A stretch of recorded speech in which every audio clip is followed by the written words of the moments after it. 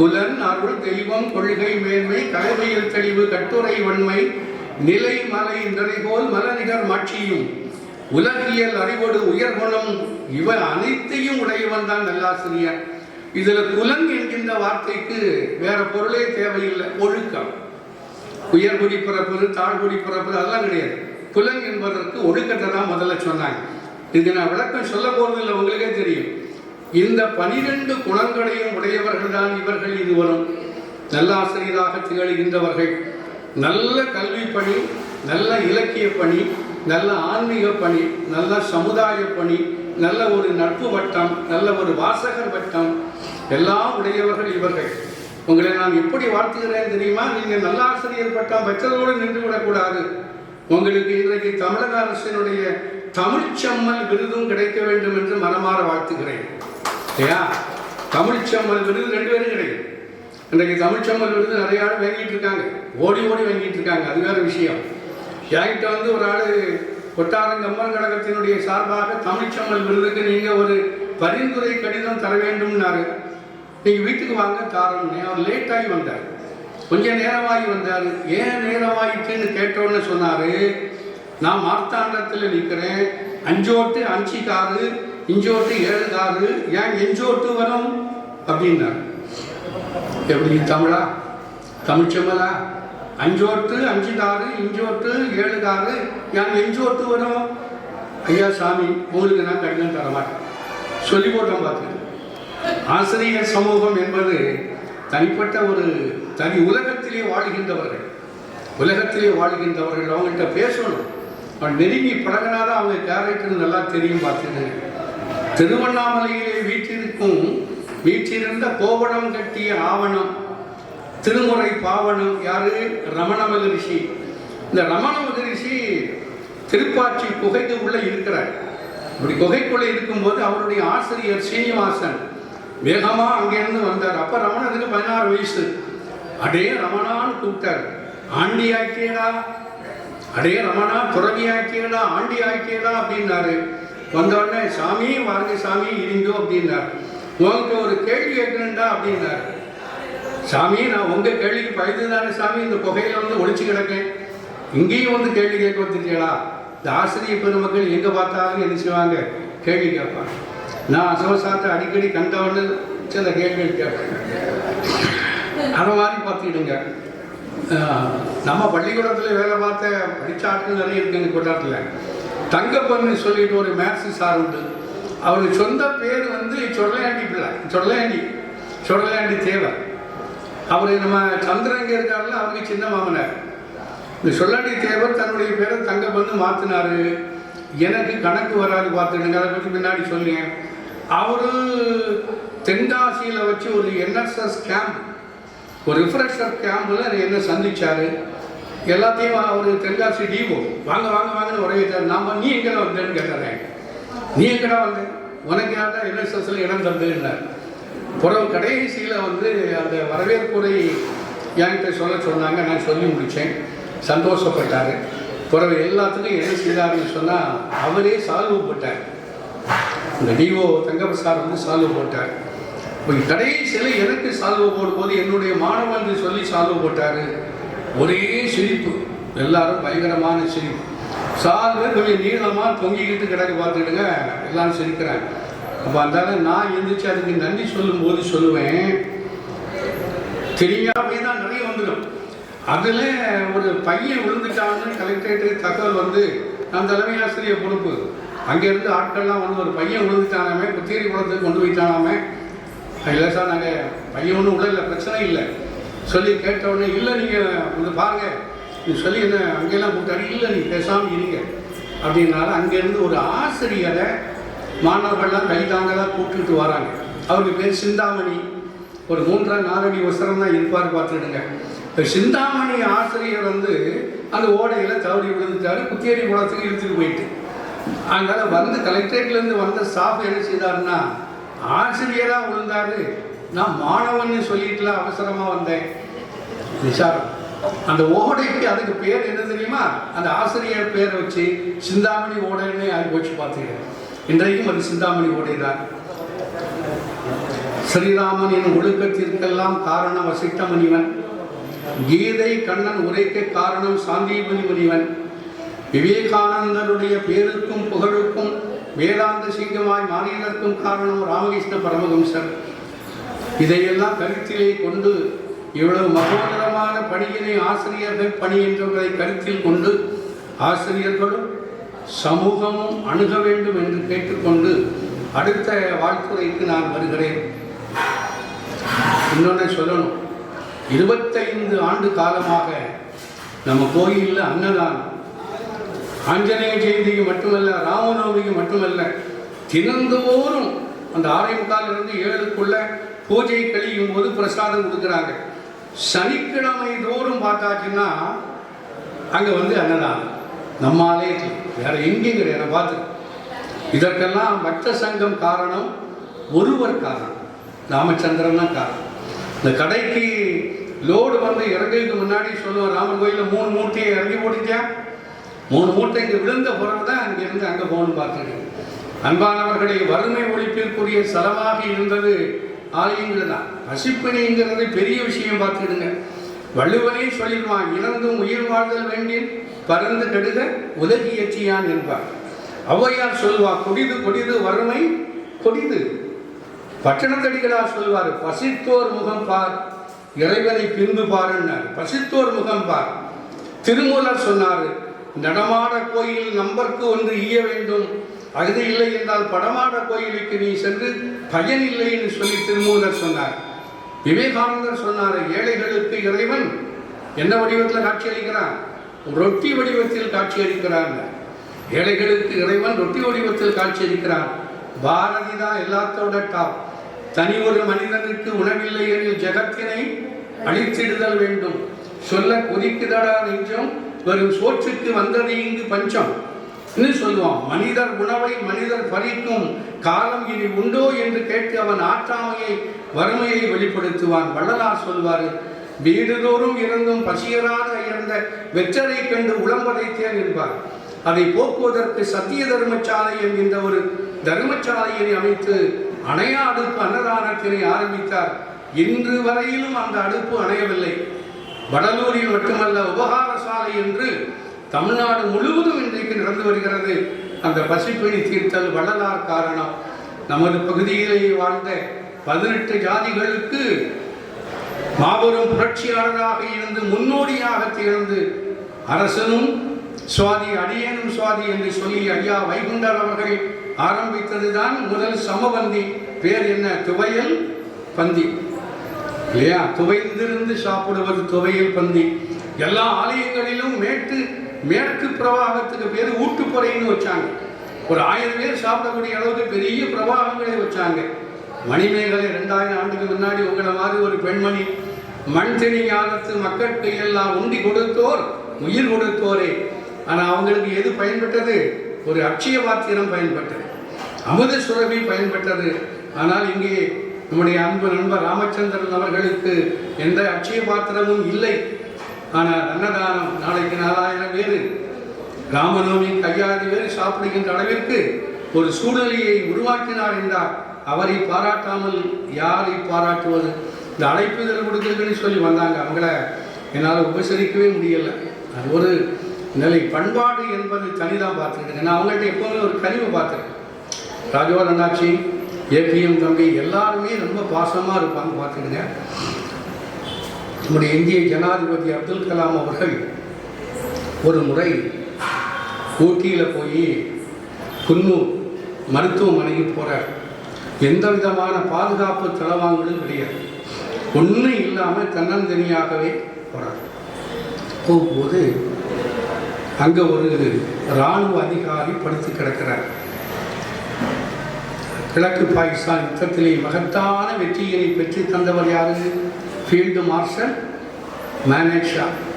அவர் படுத்து கிடக்கிறார், பக்கவாதம் கிடக்கிறார்.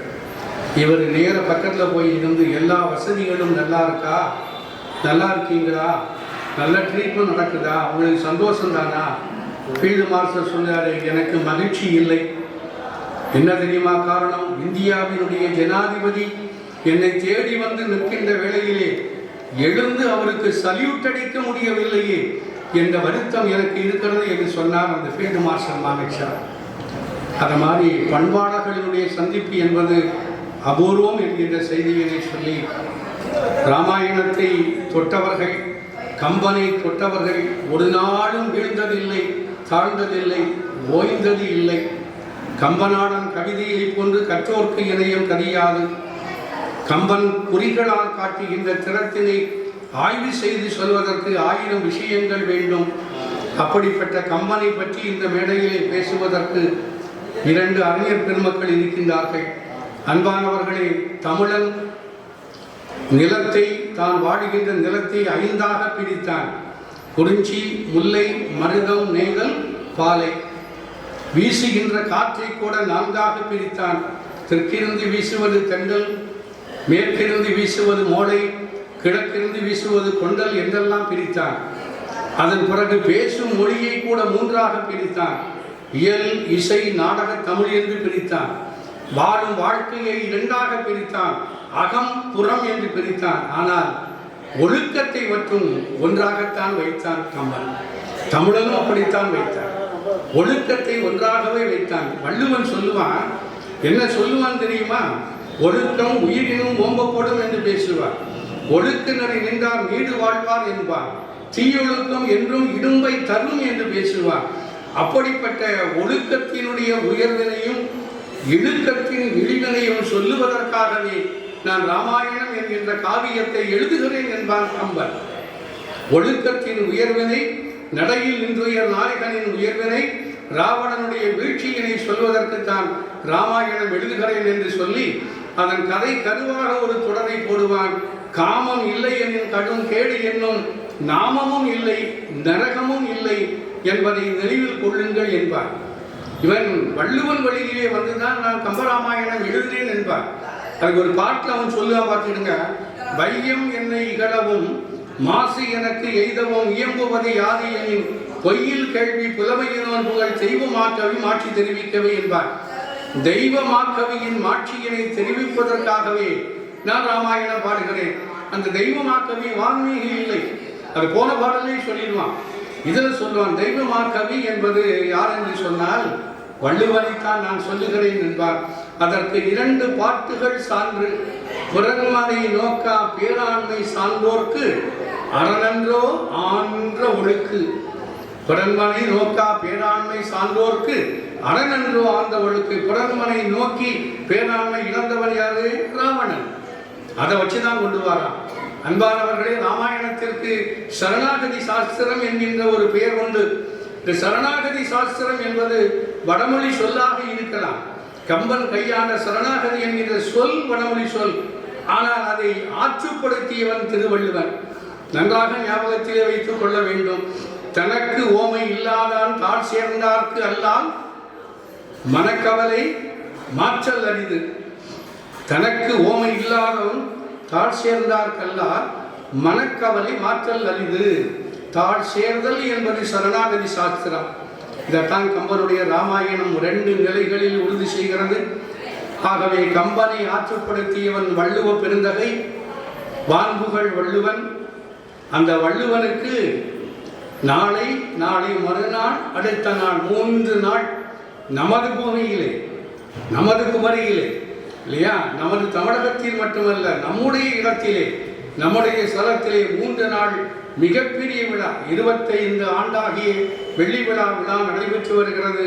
நாம் அனைவரும் அந்த விழாவிலே கலந்து சிறப்பிக்க வேண்டும் என்கின்ற ஒரு கோரிக்கையையும் சொல்லி, வள்ளுவன் தன்னை உலகினுக்கே தந்து வாழ்வுகள் கொண்டது தமிழ்நாடு, வள்ளுவனை பெற்றதால் பெற்றது வையகம் என்பதையும் மனதிலே கொண்டு நாம் அந்த விழாவிற்கும் சொல்ல வேண்டும். ஸ்ரீராமரை வணங்கி பிரசாதமெல்லாம் பெற்று அதன் பிறகுள்ள நிகழ்ச்சிகளிலும் கலந்து கொள்ள வேண்டும் என்று அன்பான ஒரு கோரிக்கையை வைத்து மிக நீண்ட ஒரு தலைமை உரை இன்றைக்கு தான் பேசுகிறேன்.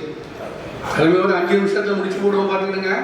ஆனால் இன்றைக்கு உடல்நிலை சரியில்லைன்னு சொன்னேன். ஆனால் இந்த சபையோடு யாராவது இழப்பாங்க? நல்ல நல்ல அவையோர்கள் இருக்கிறீங்க. அதனால் ஒரு 10 நிமிடம் தாண்டி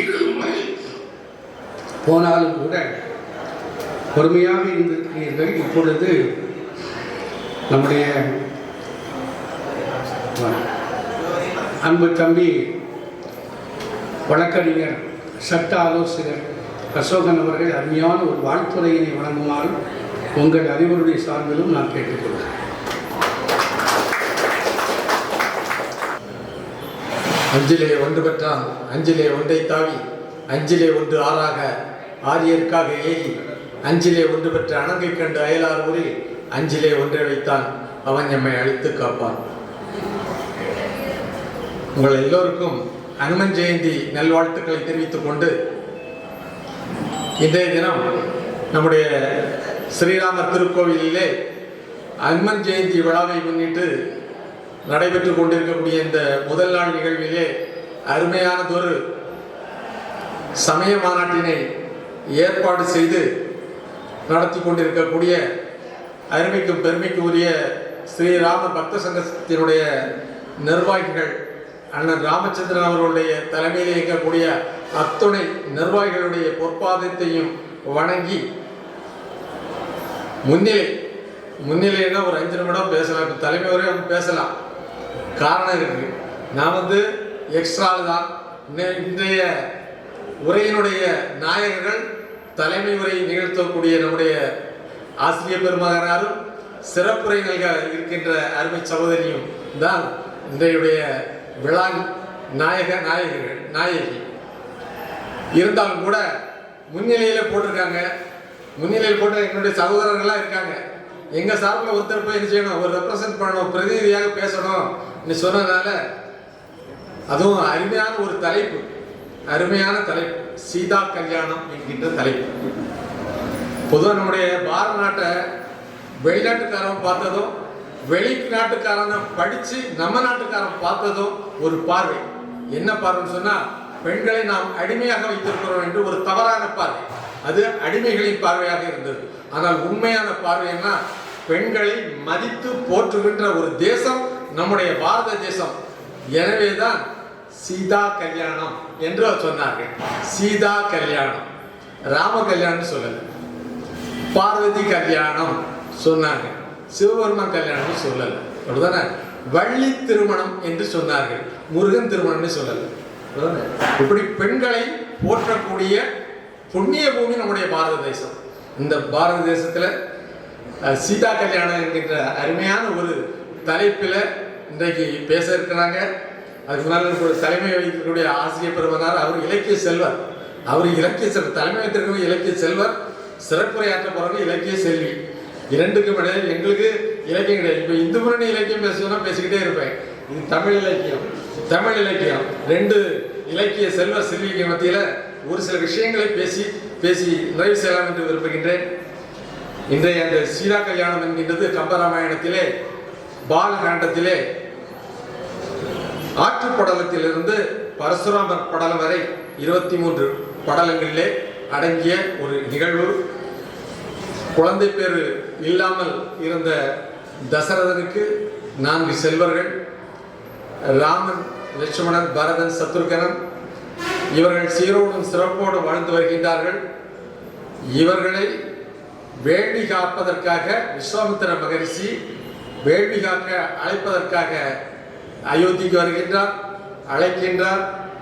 அழைத்து ராமனையும் லட்சுமணனையும் அழைத்து வேள்வி காக்க அழைத்து செல்கின்றார். வேள்விசாலையை காக்கின்ற வேளையிலே பல்வேறு இடையூறுகளை அரக்கர்கள் செய்கின்றார்கள். அதையெல்லாம் தடுத்து கண்ணை இமை காப்பது போல அந்த வேள்வி சாலையை காத்து ராமனும் லட்சுமணனும் விஸ்வாமித்திர முனிவருடைய வேள்வி சிறப்பதற்காக உதவி செய்தார்கள். அதிலே தாடகையுடைய வதம் நிகழ்கிறது.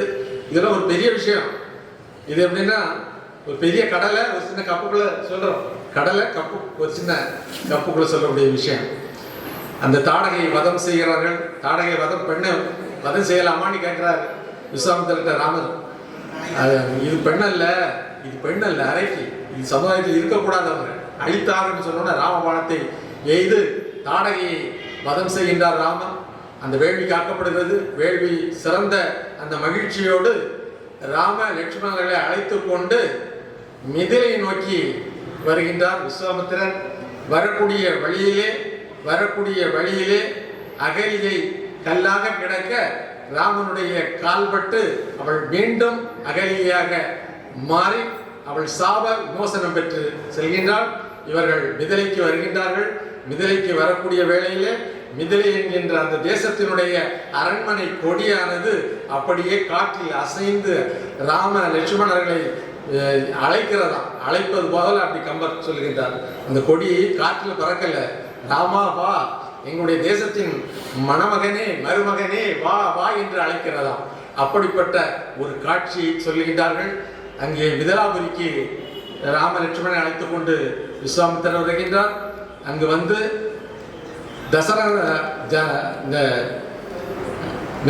ஜனக மன்னனிடம் அறிமுகம் செய்கின்றார்கள். இந்த மிதிலாபுரி இருக்கு இல்லையா, மிதிலை, மைதிலி, சீதைக்கு பேர் பாருங்க, மிதிலையினுடைய மகள் என்பதால் அவள் பேர் மைதிலி, ஜனகனின் மகள் என்பதால் ஜானகி. எவ்வளவு அருமையான பெயர் என்பதால் நம்முடைய இலக்கிய பொக்கிஷங்கள். இவங்க வாராங்க, அப்படி நடந்து வாராங்க, மாடத்தில் இருந்து சீதா தேவி அப்படி பார்க்கிறார். காரணம், இது வந்து ஒரு தெய்வீக அம்சம். ராமன் அப்படி பார்க்கிறாள். அது கம்பன் சொல்கிறார், அண்ணலும் நோக்கினார் அவளும் நோக்கிறார் என்று அருமையான வார்த்தைகளை சொல்கிறார். இது ஒரு தெய்வீக காதல் அப்பொழுது பிறக்கிறது, தெய்வீக காதல். அப்படி கடந்து செல்கிறார்கள். இந்த ஜனக மன்னனிடம் விஸ்வாமித்திர மகரிஷி அறிமுகம் செய்கிறார். இதோ இருக்கிறார்களே ராமலட்சுமணர்கள், இவர்கள் யார், இவர் யாருடைய புதல்வர்கள், கிராமம் என்ன, இவர்களுடைய செயல் என்ன என்பதை எல்லாம் எடுத்து சொல்லி அங்கே அறிமுகம் செய்கின்றார்கள். அங்கே வேள்வி நடக்கிறது, வேள்வியெல்லாம் பார்க்கின்றார்கள். அப்பொழுது ஜனக ராஜாவுக்கு, அந்த ஜனக மன்னனுக்கு ஒரு எண்ணம், ஒரு சிறந்த ஒரு அரச குடும்பத்தை சார்ந்த இருவர் வந்திருக்கிறாங்க, சிறந்த வீரர்கள், இவர்களை நம்முடைய மகளுக்கு திருமணம் செய்து வைக்கலாமோ என்ற எண்ணம் வருகிறது. ஆனால் அங்கு ஒரு இடையூறு இருக்கிறது, ஒரு விஷயம் இருக்கிறது.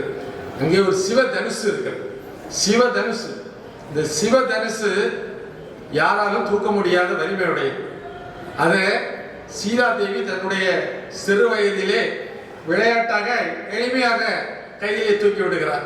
அதை பார்க்கிற அந்த ஜனகன் நினைக்கிறார், இப்படி ஒரு சிவதனுசை எளிமையாக தூக்கக்கூடிய ஒரு மகளுக்கு இதை தூக்கி நாணேற்றக்கூடிய திறன் படைத்த ஒரு மணமகனை தேட வேண்டுமே என்பது அவருடைய எண்ணம், ஆதங்கம்.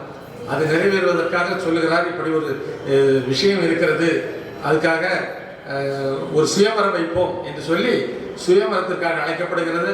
பல நாட்டு ராஜாக்கள் அந்த வாராங்க, சுயவரம் நிகழ்ச்சி நடக்கிறது. விஸ்வாமித்திரர் முதல்ல ராமனை வில்லை ஏற்ற நாணேற்ற அனுமதிக்கவில்லை. பல நாட்டு ராஜாக்கள்லாம் அங்கே வாராங்க, தூக்கி பார்க்குறாங்க, தூக்க முடியல, போறாங்க, தோல்விட்டு போறாங்க.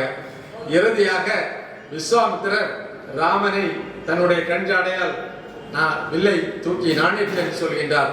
அப்பொழுது அந்த வில்லை ராமபிரான் அப்படி கையில எடுத்து நான் ஏற்றக்கூடிய வேளையில எடுத்தது கண்டனர், ஈற்றது கேட்டனர். வில்லை எப்படி எடுத்ததான் பார்த்தாங்க, அது ஒடித்து விடுத்தது. அத்தகைய ஒரு நிகழ்வு நடைபெற்றது. ராமபிரானுக்கு சீதா தேவியை மணமுடிப்பதற்காக நிச்சயம் ஆனது.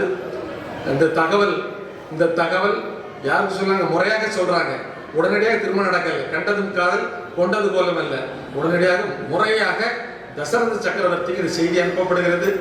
அவர் மகிழ்ச்சியோடு தன்னுடைய பட்டத்து அரசியல் மூவரோடும் மகன்களோடும், மீதி மகன்கள் 2 அவர்களோடும் இங்கே வராங்க. அவர்களுக்கு அப்போ சொல்றாங்க, ஜனகர் சொல்றாரு, எனக்கு ஒரு மகள் சீதாதேவி, அவள் நிலமகள், இன்னொரு மகள் இருக்கா, என்னுடைய சகோதரனுக்கு 2 பெண்கள் இருக்காங்க, மொத்தம் 4 பேர் இருக்காங்க, உங்களுக்கு 4 குழந்தைகள் இருக்கிறது, 4 பையங்க இருக்கிறாங்க, இவர்களுக்கும் சேர்ந்து திருமணம் செய்து வைத்தால் சிறப்பாக இருக்குமே என்ற கருத்தை தெரிவித்த உடனேயே அதற்கு சம்மதித்து இவர்களுக்கு 4 ஒரே நாள் ஒரே இடத்துல 4 திருமணங்கள் நடைபெறுகிறது. ராம லட்சுமண பரத சத்ருகனுக்கு ஒரே நாள் 4 திருமணங்கள் நடைபெறுகிறது. அந்த மணமகனை அப்படி அழைத்து செல்லக்கூடிய ஒரு நிகழ்வு நம்ம நாட்டுகளில் பல ஊர்களில் இருக்குது, நம்ம பகுதிகளில் பெரும்பாலும் இல்லைன்னு நினைக்கிறேன். மணமகனை அழைத்து கொண்டு போகக்கூடிய ஒரு நிகழ்வு.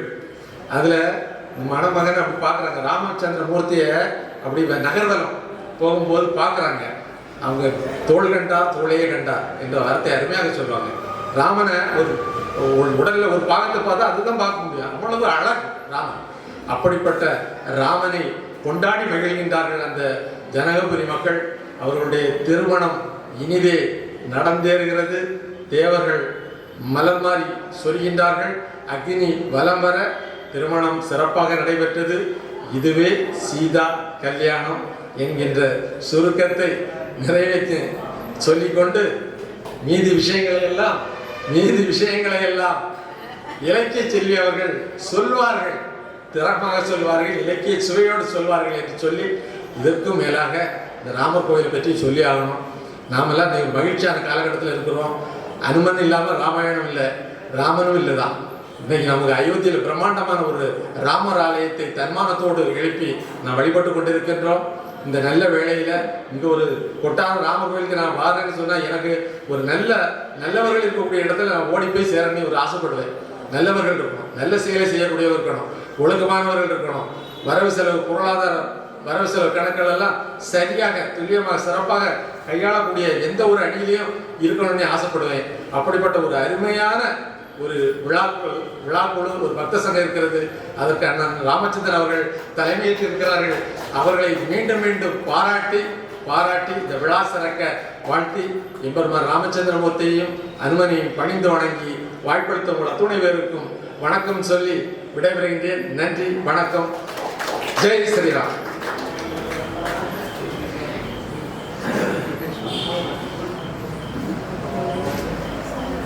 இந்த பொன்னான நிகழ்ச்சியின் அடுத்த நிகழ்வு மரியாதைக்குரிய சகோதரி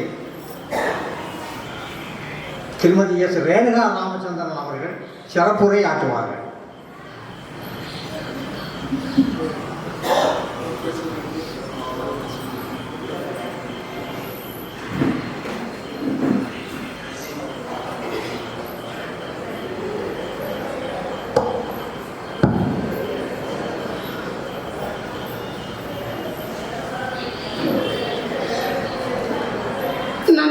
செல்வமும் நாளும் நல்குமே, திண்மையும் பாவமும் சிதைந்து தேயுமே, ஜென்மமும் மரணமும் இன்றி தீருமே, இம்மையே ராமா என்ற இரண்டெழுத்தினார்.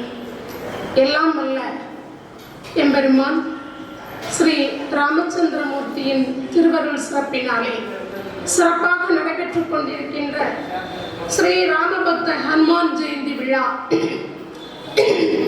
கொட்டாரம் அருள்மிகு ராமர் ஆலயத்தில் சிறப்பாக நடைபெற்றுக் கொண்டிருக்கின்ற இந்த அற்புதமான தருணத்திலே அற்புதமான மேடை நிகழ்ச்சி, சமய சொற்பொழிவும், அற்புதமான தலைப்பும் சீதா கல்யாணம் என்ற சிறந்த தலைப்பில் சமய சொற்பொழிவாற்றுவதற்கு வாய்ப்பு தந்திருக்கின்ற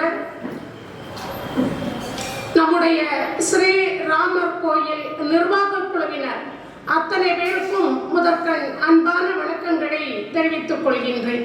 இந்த அற்புதமான நிகழ்ச்சி இன்று நம்முடைய மேடையிலே சிறப்பாக நடைபெறுவதற்கு தலைமை தாங்கி சிறப்பு செய்து கொண்டிருக்கின்ற அன்பிற்கினிய ஆசிரியர் பெருமகனார் இலக்கிய செல்வர் ஜோதி அரவிந்தன் அவர்களுக்கும் மற்றும் மேடைக்கு அழகு சேர்த்து கொண்டிருக்கின்ற அன்பு அண்ணன் அசோகன் அவர்களுக்கும், அவர்களோடு சேர்ந்து ஐயம்பெருமாள் பிள்ளை சகோதரர் அவர்களுக்கும், அவர்களோடு திரு மணி அவர்கள், திரு ராஜா அவர்கள், திருமதி ரமோ அவர்கள், வரவேற்புரை வழங்கிய வள்ளல் ராஜகோபால் அவர்கள், அவர்களோடு நன்றியுரையாற்றுவதற்காக வந்திருக்கின்ற சகோதரர் முருகன் அவர்கள், அத்தனை பேருக்கும் நன்றி சொல்ல கடமைப்பட்டிருக்கின்றேன். அவர்களுக்குத்தான் நன்றியா என்று சொன்னால், அவர்களுக்கெல்லாம் மேலாக இந்த நிகழ்ச்சி வெற்றி பெற வேண்டும் என்றால் நம்முடைய பார்வையாளர்கள் வேண்டும், கருத்தாளர்கள் வேண்டும். நீங்கள் இன்றைக்கு பார்வையாளர்களாக நான் பார்க்கவில்லை, உங்கள் எல்லோரையும் ஆன்றோர் பெருமக்களாக பார்க்கின்றேன். ஏனென்று சொன்னால் எல்லோராலும் இந்த தளத்திலே வந்து அமருவது என்பது சற்று சிரமமான செயல்தான். ஆங்காங்கே நின்று கேட்டுக்கொண்டிருக்கின்ற அன்பர் பெருமக்களும் இருப்பார்கள். அதையும் தாண்டி ராமர் வளாகத்திலே வந்து இந்த அரங்கத்திலே அமர்ந்திருக்கின்றீர்கள் என்றால் நீங்கள் எல்லோரும் மிகப்பெரியவர்கள். உங்கள் அத்தனை பேருடைய சிறந்தாந்து என்னுடைய வணக்கங்களை தெரிவித்துக் கொள்ள கடமைப்பட்டிருக்கின்றேன். அன்பிற்கினிய பெரியோர்களே, இது ஒரு அற்புதமான மேடை. இந்த மேடையிலே இருப்பவர்கள் எல்லோரும் கற்றவல்ல பெரியோர்கள் தான் இந்த மேடையிலே இருக்கின்றார்கள். ஆண்டுக்கு ஒரு முறை இந்த மேடையிலே வந்து நான் பேசுவது வழக்கம். எல்லா ஆண்டுகளும் நீ வர வேண்டும் என்று அவர்கள் சிறந்த வரவேற்பு தருவார்கள். அந்த அளவிற்கு நம்மை பெருமைப்படுத்துகின்ற மேடை இந்த மேடை. இந்த மேடை மட்டுமல்ல, இங்கே இருக்கின்ற ஆன்றோர் பெருமக்களை எல்லோரையும் பார்க்கின்றேன். ஒவ்வொருவரையும் அவர்களுடைய சிறப்புகளை சொல்லி அவர்களுக்கு நன்றி செலுத்துவதற்கு கடமைப்பட்டிருக்கின்றேன். அத்தகைய பெரியவர்கள் இங்கே வந்து அமர்ந்திருக்கின்றீர்கள். நான் இளமை முதலே இந்த மேடையிலே பேசுகின்ற வழக்கம் சிறிது சிறிது உண்டு என்று சொன்னாலும் கூட எனக்கு என்று ஒரு அங்கீகாரம் தந்தது முதலிலே ஆன்மீக இலக்கிய சம்மல் ரேணுகா என்ற பட்டத்தை தந்தது அன்பு சகோதரர் சீதாராமன் அவர்கள்தான். அவர்களுக்கு இந்த நேரத்திலே என்னுடைய நெஞ்சார்ந்த வணக்கங்களை தெரிவித்துக் கொள்கின்றேன். அதோடு அவர்கள் மட்டுமல்ல, இந்த பகுதியிலே சிறந்த இலக்கிய கருத்துக்களை வழங்க வேண்டும் என்கின்ற உயர்ந்த எண்ணத்தோடு என்னை அழைத்து சிறப்பு செய்து நம்முடைய ஸ்ரீராமர் திருக்கோயில் எனக்கு அற்புதமான ஒரு பட்டத்தை வழங்கியது. அதுதான் இலக்கிய செல்வி என்கின்ற சிறந்த பட்டம். அந்த பட்டம் என் நெஞ்சை கவர்ந்த பட்டம். அது இந்த மேடையிலே 2 ஆண்டுகளுக்கு முன்னால் தந்தார்கள். இத்தனை பெருமக்களும் சூழ்ந்து தந்தார்கள். அதே பெருமக்களை இன்றைக்கும் இந்த மேடையிலே காண்பது மிக மிக போற்றுவதற்குரிய விஷயமாக இருக்கிறது. அந்த அடியினை தொடர்ந்து அந்த சூழ்நிலைகளிலே கால் தடம் பதித்து நான் ஏறுகின்ற பொழுதுதான் அருமையாக என்னுடைய ஆசிரியர் பணியிலே கனவு ஆசிரியர் என்ற விருது எனக்கு கிடைத்தது. தமிழ்நாடு அரசு வழங்கியது. அதனைத் தொடர்ந்து இந்த ஆண்டும் கூட நல்லாசிரியர் என்ற விருதினை எனக்கு வழங்கி கௌரவித்தது. அத்தனைக்கும் நம்முடைய இறைவன் அருள்தான் எனக்கு முன்னிருக்கிறது என்பதை நான் சொல்லிக்கொள்ள கடமைப்பட்டிருக்கின்றேன். ஏனென்று சொன்னால், இறைவனுடைய சன்னிதானத்திலே நாம் ஒன்றை கொடுத்தோம் என்றால் 10ஆக தருவான் என்று சொல்லுவார்கள். அதற்காக நான் 10 ரூபாயை கொடுத்தேன் என்றால் அவன் 100 ரூபாயை தர வேண்டும் என்று நான் எதிர்பார்ப்பதல்ல.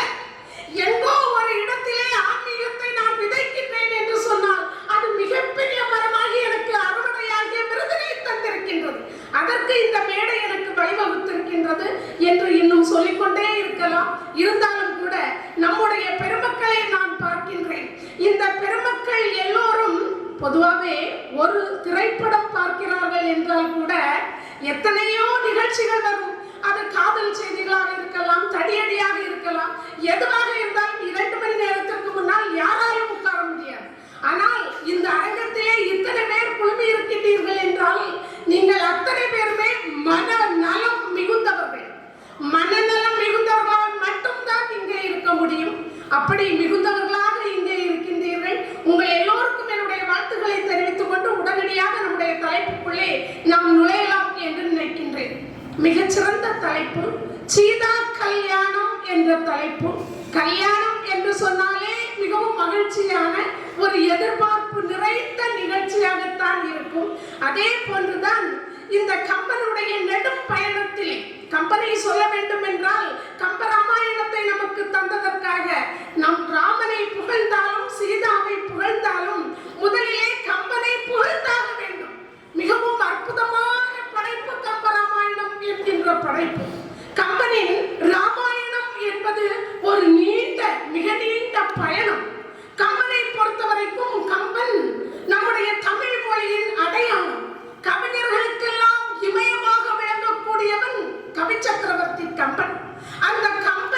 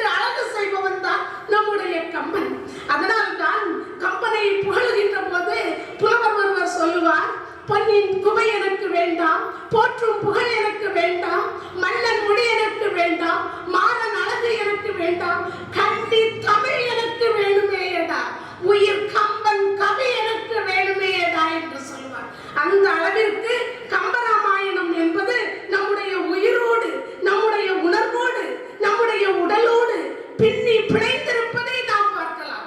கம்பராமாயணம் நாம் படித்து பார்த்தோம் என்றால் அங்கே சங்க இலக்கியத்தை பார்க்கலாம், ஐம்பெருங்காப்பியத்தை பார்க்கலாம், ஐஞ்சிறுகாப்பியத்தை பார்க்கலாம், தொல்காப்பியத்தை கூட பார்க்கலாம். அவ்வளவு அற்புதமான செய்தி கோவைகள் அத்தனையும் பொதிந்து வைக்கப்பட்டிருக்கின்ற ஒரு அற்புதமான பொக்கிஷம் நம்முடைய கம்பராமாயணம். அதனால்தான் கவியரசு கண்ணதாசன் இந்த கம்பராமாயணத்தை கம்பனை புகழ்ந்து பாடுகின்ற போது 10,000 கவிதை முத்தாக தந்த சத்தான கம்பனுக்கு ஈடு இன்னும் வித்தாகவில்லை என்று பாடு. சீதை நடையழகும் ஸ்ரீராமன் தோழழகும் போதை உடையதென்று சொல்லி என்னை போட்டான் மறுகுடத்தில் அள்ளி. அண்ணனோடு தம்பியர்கள் 4ஆகி 5ஆகி 6-7 ஆனவிதம் கூறி என்னை ஆளுகின்றான் மூளையிலே ஏறி. தென்னிலங்கை சோதையிலே சீதை அம்மனுக்கு சொன்ன வாசகத்தை பார்த்து நான் மேய்த்து விட்டேன் மேனி எல்லாம். தள்ளிருக்கும் கூந்தலினால் உள்ளிருப்பாள் என்று சொல்லி பள்ளமிடும் ராகவனின் அம்பு இது பாட்டல்ல உண்மை என நம்பு. காலம் என்னும் ஆயிலும் காற்று மழை ஊழியிலும் சாகாது கம்பனவன் பாட்டு இந்த தலைமுறைக்கு எழுதி வைத்த சீட்டு என்று சொன்னார் கவியரசு கண்ணதாசன். இன்னும் அற்புதமாக புலவர் பெருமக்கள் எல்லோரும் போற்றி மகிழ்கின்றார்கள். யாதமாகி நின்றான் காளி என்று பாடுவார் பாட்டுக்கொரு புலவன் பாரதி. ஆனால் இந்த கம்பராமாயணத்தை நாம் படித்து பார்த்தோம் என்றால் ஆகா யாதமாகி நின்றான் கம்பன் என்று போல்கின்ற வகையிலே மிக அற்புதமான கருத்து கோவை இங்கே உண்டு. இதையெல்லாம் நாம் படிக்க வேண்டும், இல்லை என்றால் நாம் கேட்க வேண்டும், இல்லை என்றால் நாம் சிந்திக்க வேண்டும். அதுதான் நம்முடைய வாழ்க்கையின் உயர்ந்த பேராக இருக்கும். பெரியோர்களே, அன்பிற்கினிய பெரியோர்களே, யுகங்கள் காலச்சக்கரம் சுழன்று கொண்டே இருக்கின்றது. கிரேதாயுகம், திரேதாயுகம், துவாபர யுகம், கலியுகம் என்று யுகங்கள் 4ஆக கணக்கிடப்பட்டு கொண்டிருக்கின்றது. திரேதாயுகத்திலே தான் இந்த அற்புதமான ராமாயணம் நமக்கு கிடைக்கின்றது. அந்த சூரிய குலத்திலே இஸ்வாகு வம்சத்திலே தசரத சக்கரவர்த்தி மிக அற்புதமாக நாட்டை ஆட்சி செய்து கொண்டிருக்கின்றார். கோசலா நாடு, மனைவியர் 3. கோசலா நாடு அதனுடைய தலைநகரமாக அயோத்தி திகழ்கின்றது. நாட்டின் தலைநகரமும் போதுமா? இல்லை. ஒரு நாடு இருக்கிறது என்று சொன்னால் அந்த நாட்டில் வாழ்கின்ற மக்கள் பசி இல்லாமல் பிணி இல்லாமல் வாழ வேண்டுமே. அப்படி என்றால் ஒரு நாட்டிற்கு எது வேண்டும்? நாட்டிற்கு அடிப்படை ஆதாரமாக இருக்கக்கூடியது தண்ணீர் தான். நீர்வளம் நிறைந்ததாக ஒரு நாடு இருக்க வேண்டும். அந்த நீர்வளம் நிறைந்த நாடாக அந்த கோசலா நாடு விளங்குவதற்கு அங்கே அற்புதமாக சரையூ நதி பாய்ந்து கொண்டே இருக்கிறது. கம்பன் சொல்லுவார், தசரதன் அந்த நாட்டை எப்படி ஆட்சி செய்தாராம் தெரியுமா? வறியவன் ஏழை ஒருவரிடத்திலே ஒரு நிலம் ஒப்படைக்கப்பட்டால் இரவு முழுதும் தூங்க மாட்டான். எப்போ விடியற்காலம் எழும்போம், அந்த வயலை போய் பார்க்கணுமே, அதற்கு தண்ணீர் பாய்க்க வேண்டுமே, களை பிடுங்க வேண்டுமே, அதற்கு உரமிட வேண்டுமே என்று வறியவனுக்கு உள்ளம் முழுவதும் துடித்துக் கொண்டே இருக்கும். அதே போன்றுதான் தசரத சக்கரவர்த்தி இரவு பகல் என்று பார்க்காமல் தன்னுடைய நாட்டு மக்களுக்காக நாட்டின் வளத்திற்காக பாடுபட்டான் என்று கம்பன் சொல்லுவார். காதுகு சோலை தோறும், செண்பக காடு தோறும், போதமிழ் பொய்கை தோறும், புதுமணல் தடங்கள் தோறும், மாதவி மேலி போக வனம் தோறும், வயல் தோறும், ஓதிய உடம்பு தோறும் உயிரென உலாவியதன்றே என்று சொன்னார். அந்த நம்முடைய உடல் இருக்கின்றது, உடல் உயிரோடு இருக்க வேண்டும் என்றால் அங்கே உயிர் என்கின்ற உணர்வு இருக்க வேண்டும். அதே போன்றுதான் இயற்கை வளம் நிறைந்த அந்த கோசலா நாடு. கோசலா நாட்டில் நாட்டு மக்கள், நாட்டின் இயற்கை எல்லாம் ஒரு உடல் என்று சொன்னால் அந்த உடலுக்கு உயிராக இருந்தது சரையூ நதி என்று அற்புதமாக பாடுவார் கம்பர். கம்பரை புகழாத கவிஞர்கள் யாரும் கிடையாது.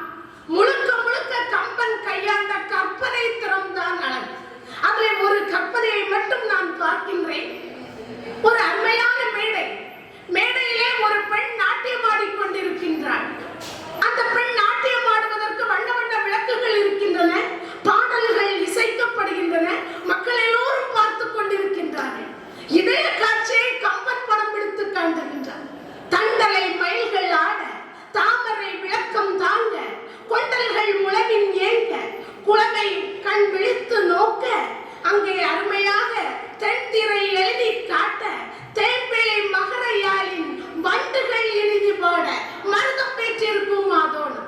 கம்பன் நிலத்தை வர்ணிக்கின்ற போது மருத நிலத்தை வர்ணிப்பதற்கு தவறுவதே இல்லை.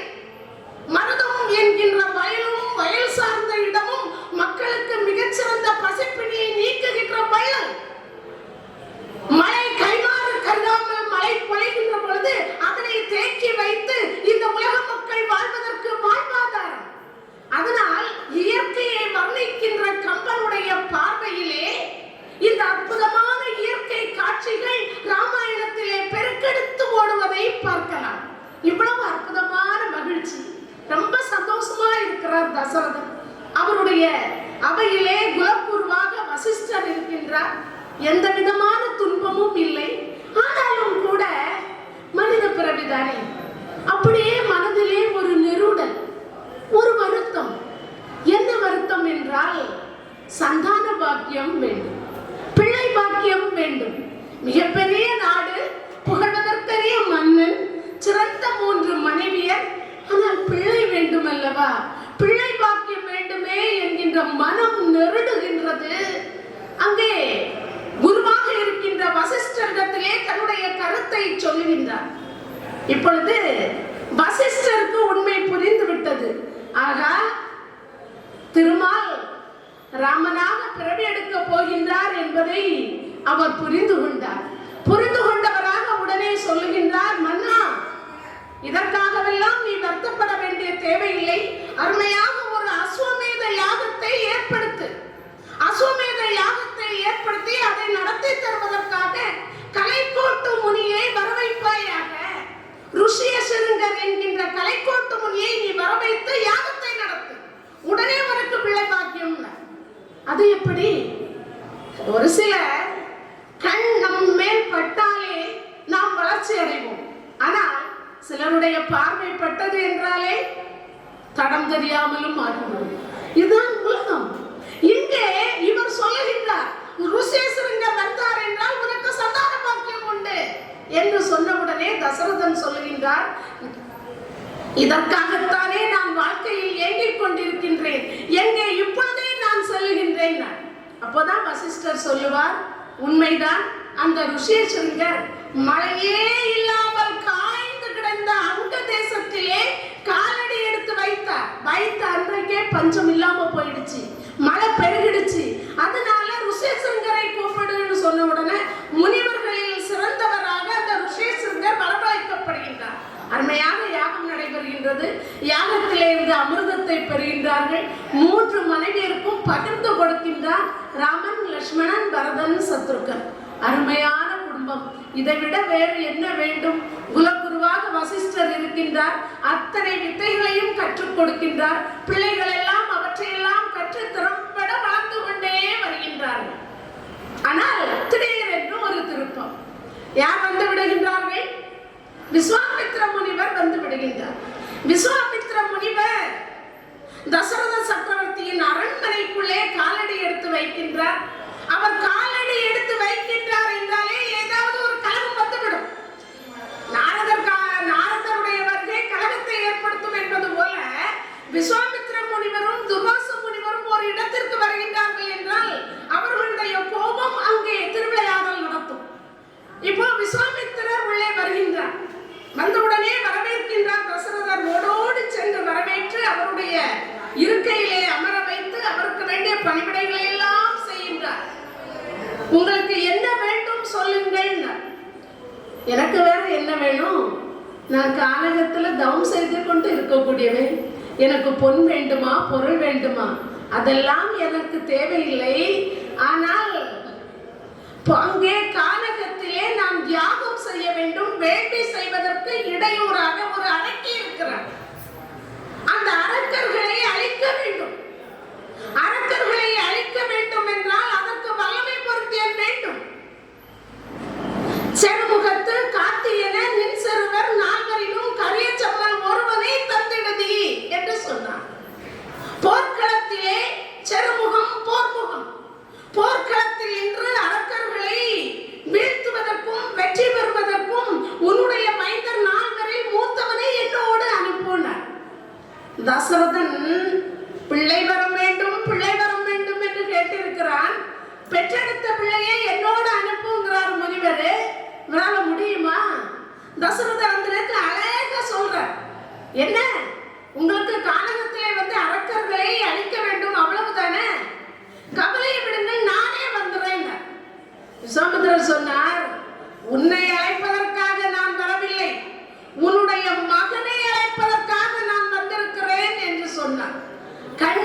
தான் பெற்று உழந்தான் இழந்தான் என்பது போல துன்பப்பட்டார் தசரதர். கண்ணே இல்ல, பிறவியிலே ஊனம், ஆனால் திடீரென்று பார்வை கிடைக்கின்றது, ரொம்ப மகிழ்ச்சி, திடீர்னு கிடைச்ச வெள்ளம் போயிடுச்சு. எவ்வளவு துன்பம்! அதே துன்பத்திலே உழன்று விட்டார் தசரதர். இப்பொழுதுதான் வசிஷ்டர் சொல்லுவார், நீ இதற்காக எல்லாம் வருத்தப்படாதே, விஸ்வாமித்திரர் உன்னுடைய மகனை அழைப்பதற்கு தான் வந்திருக்கிறார், உன்னை அழைப்பதற்காக வரவில்லை. சில நேரத்திலே சீதா தேவி தானே வீடு நோக்கி வருவாள், அவளை காலால் உதைத்து தள்ளிவிட்டாய் என்று சொன்னால் அதைவிட பெரிய துன்பம் வேறு எதுவும் கிடையாது. அதனால் உன்னுடைய மகன் ராமனை நீ முனிவரோடு அனுப்புவதற்கு தயங்க வேண்டாம், உடனே அனுப்பு என்று சொன்னார். ஏன் என்று சொன்னால் விஸ்வாமித்தர் அளவுக்கு அதிகமான சஸ்திர கலைகளை எல்லாம் கற்று வைத்தவர். அந்த விஸ்வாமித்திர முனிவர் அரக்கர்களை அழிப்பதற்கு உன்னுடைய மகனை கேட்கிறார். இல்லை இல்லை, அவர் கற்று வைத்திருக்கின்ற கலைகளை எல்லாம் அவருக்கு பின்னால் உன்னுடைய மகன் பயன்படுத்த வேண்டும். அதனால் அவற்றையெல்லாம் உன்னுடைய மகனுக்கு தர வேண்டும் என்பதற்கு தான் அழைக்க வந்திருக்கிறார். அதனால இப்போ உன்னுடைய மகன் ராமனை உடனடியாக நீ அனுப்பு. எப்படி எங்கெங்கே மழை பெய்தாலும் கூட அந்த மழை தண்ணீர் எல்லாம் ஒரு கடலிலே சென்றுதான் சேகரமாகும். அதே போன்று விஸ்வாமித்திரரிடத்திலே இருக்கக்கூடிய 100 அஸ்திரங்களையும் உன்னுடைய மகனுக்கு தரப்போகின்றார். அதனால் அவரோடு அனுப்பு என்று சொன்னவுடன் வசிஷ்டருடைய வார்த்தையை இவரால் மீற முடியவில்லை. சரி என்று சொல்லி ராமனை அழைக்கின்றார். அவரோடு லட்சுமணனும் ஓடி வருகின்றார். இதோ இந்த முனிவரோடு நீ செல்லுக, உனக்கு தாயும் அவரே தந்தையும் அவரேன்னு சொன்னான். சரின்னு சொன்னான் ராமன். ராமன் லட்சுமணனோடு முனிவரோடு செல்லுகின்றார். பாருங்க, இந்த இடத்துல ஒரு விஷயத்தை சிந்தித்து பார்க்கணும். எத்தனை எத்தனை செய்திகளை சொன்னாலும் கூட நம்முடைய பிள்ளைகள் சொல்வார்த்தை கேட்பது என்பதில் எவ்வளவு தயக்கம் அன்றாட வாழ்க்கையில நாம பார்க்கிறோம். என்ன சொன்னாலும் கேட்க மாட்டாங்க. ஆனா இங்க ராமனிடத்திலே ராமனை அழைத்து நீ முனிவரோடு போ என்று சொல்லுகிறார். எதற்காக கூட கேட்கல, இதோ நான் போகிறேன். இதுதான் ராமாயணம் நமக்கு கற்றுத் தருகின்ற முதல் பாடம். இதற்காகத்தான் ராமாயணம் நாம் கற்றுக்கொள்ள வேண்டும். ராமா முனிவரோடு செல் என்றவுடன் மறுவார்த்தை பேசாமல் அவருக்கு பின்னால் சென்றான் ராமன். அருமையான நிகழ்வு, ஒரு திருப்பு முனை. இந்த ராமாயண காவியத்திலே திருப்பு முனையாக விஸ்வாமித்திரர் வந்து ராமனையும் லட்சுமணனையும் அழைத்து கொண்டு செல்கின்றார். கானகம் எப்படி இருக்கும் என்று தெரியாத நிலை. இப்பொழுதுதான் புதிதாக ராமனும் லட்சுமணனும் கானகத்தை பார்க்கின்றார்கள். ஒவ்வொன்றாக கடந்து செல்கின்ற போது அந்த இயற்கை நிகழ்வுகளை எல்லாம் பார்க்கின்றார்கள். சோலைகள் வருகின்றன, மரங்கள் வருகின்றன, பறவைகள் கூச்சலிடுகின்றன, விலங்குகள் ஓட்டம் பிடிக்கின்றன. இவற்றையெல்லாம் கடந்து வந்து கொண்டே இருக்கிறார் ராமனும் லட்சுமணனும். அப்படியே வருகின்ற போது ஒரு பெரிய ஆசிரமம் கண்ணிலே படுகின்றது. ஆசிரமத்தை பார்த்தவுடனே இது என்ன ஆசிரமம் முனிவரே, இதை சொல்லுங்கள் என்று கேட்டார். உடனே விஸ்வாமித்திரர் சொல்லுவார், இதுதான் காமன் ஆசிரமம் என்று சொல்வார். நாம் இலக்கியங்களை படிக்கின்ற போது ஆங்காங்கே செய்திகளை அறிந்திருக்கின்றோம்.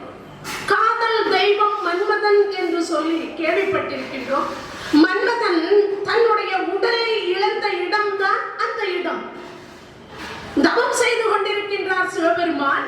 சிவனின் தவத்தை கலைக்க வேண்டும் என்பதற்காக, அசுரர்களை அழிக்க வேண்டும் என்பதற்காக, ஒரு முருகக் கடவுள் வேண்டும் என்பதற்காக, அவருடைய மோன நிலையை கலைப்பதற்காக எல்லோரும் சேர்ந்து மன்மதனை அனுப்புகின்றார்கள். மன்மதன் மலரை அம்பாக எறிகின்றான் சிவபெருமான் மீது. பார்க்கின்றார், கண்விழிக்கின்றார்.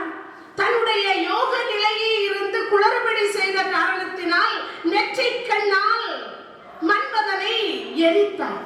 சாம்பல் ஆனான் மன்மதன். உருவத்தை இழந்தார். அந்த இடம்தான் அங்கதேசம் என்று அழைக்கப்படுகின்றது. மகாபாரதம் படிக்கின்ற போது கூட இந்த அங்கதேசம் பற்றி நாம் அறிந்திருக்கின்றோம்.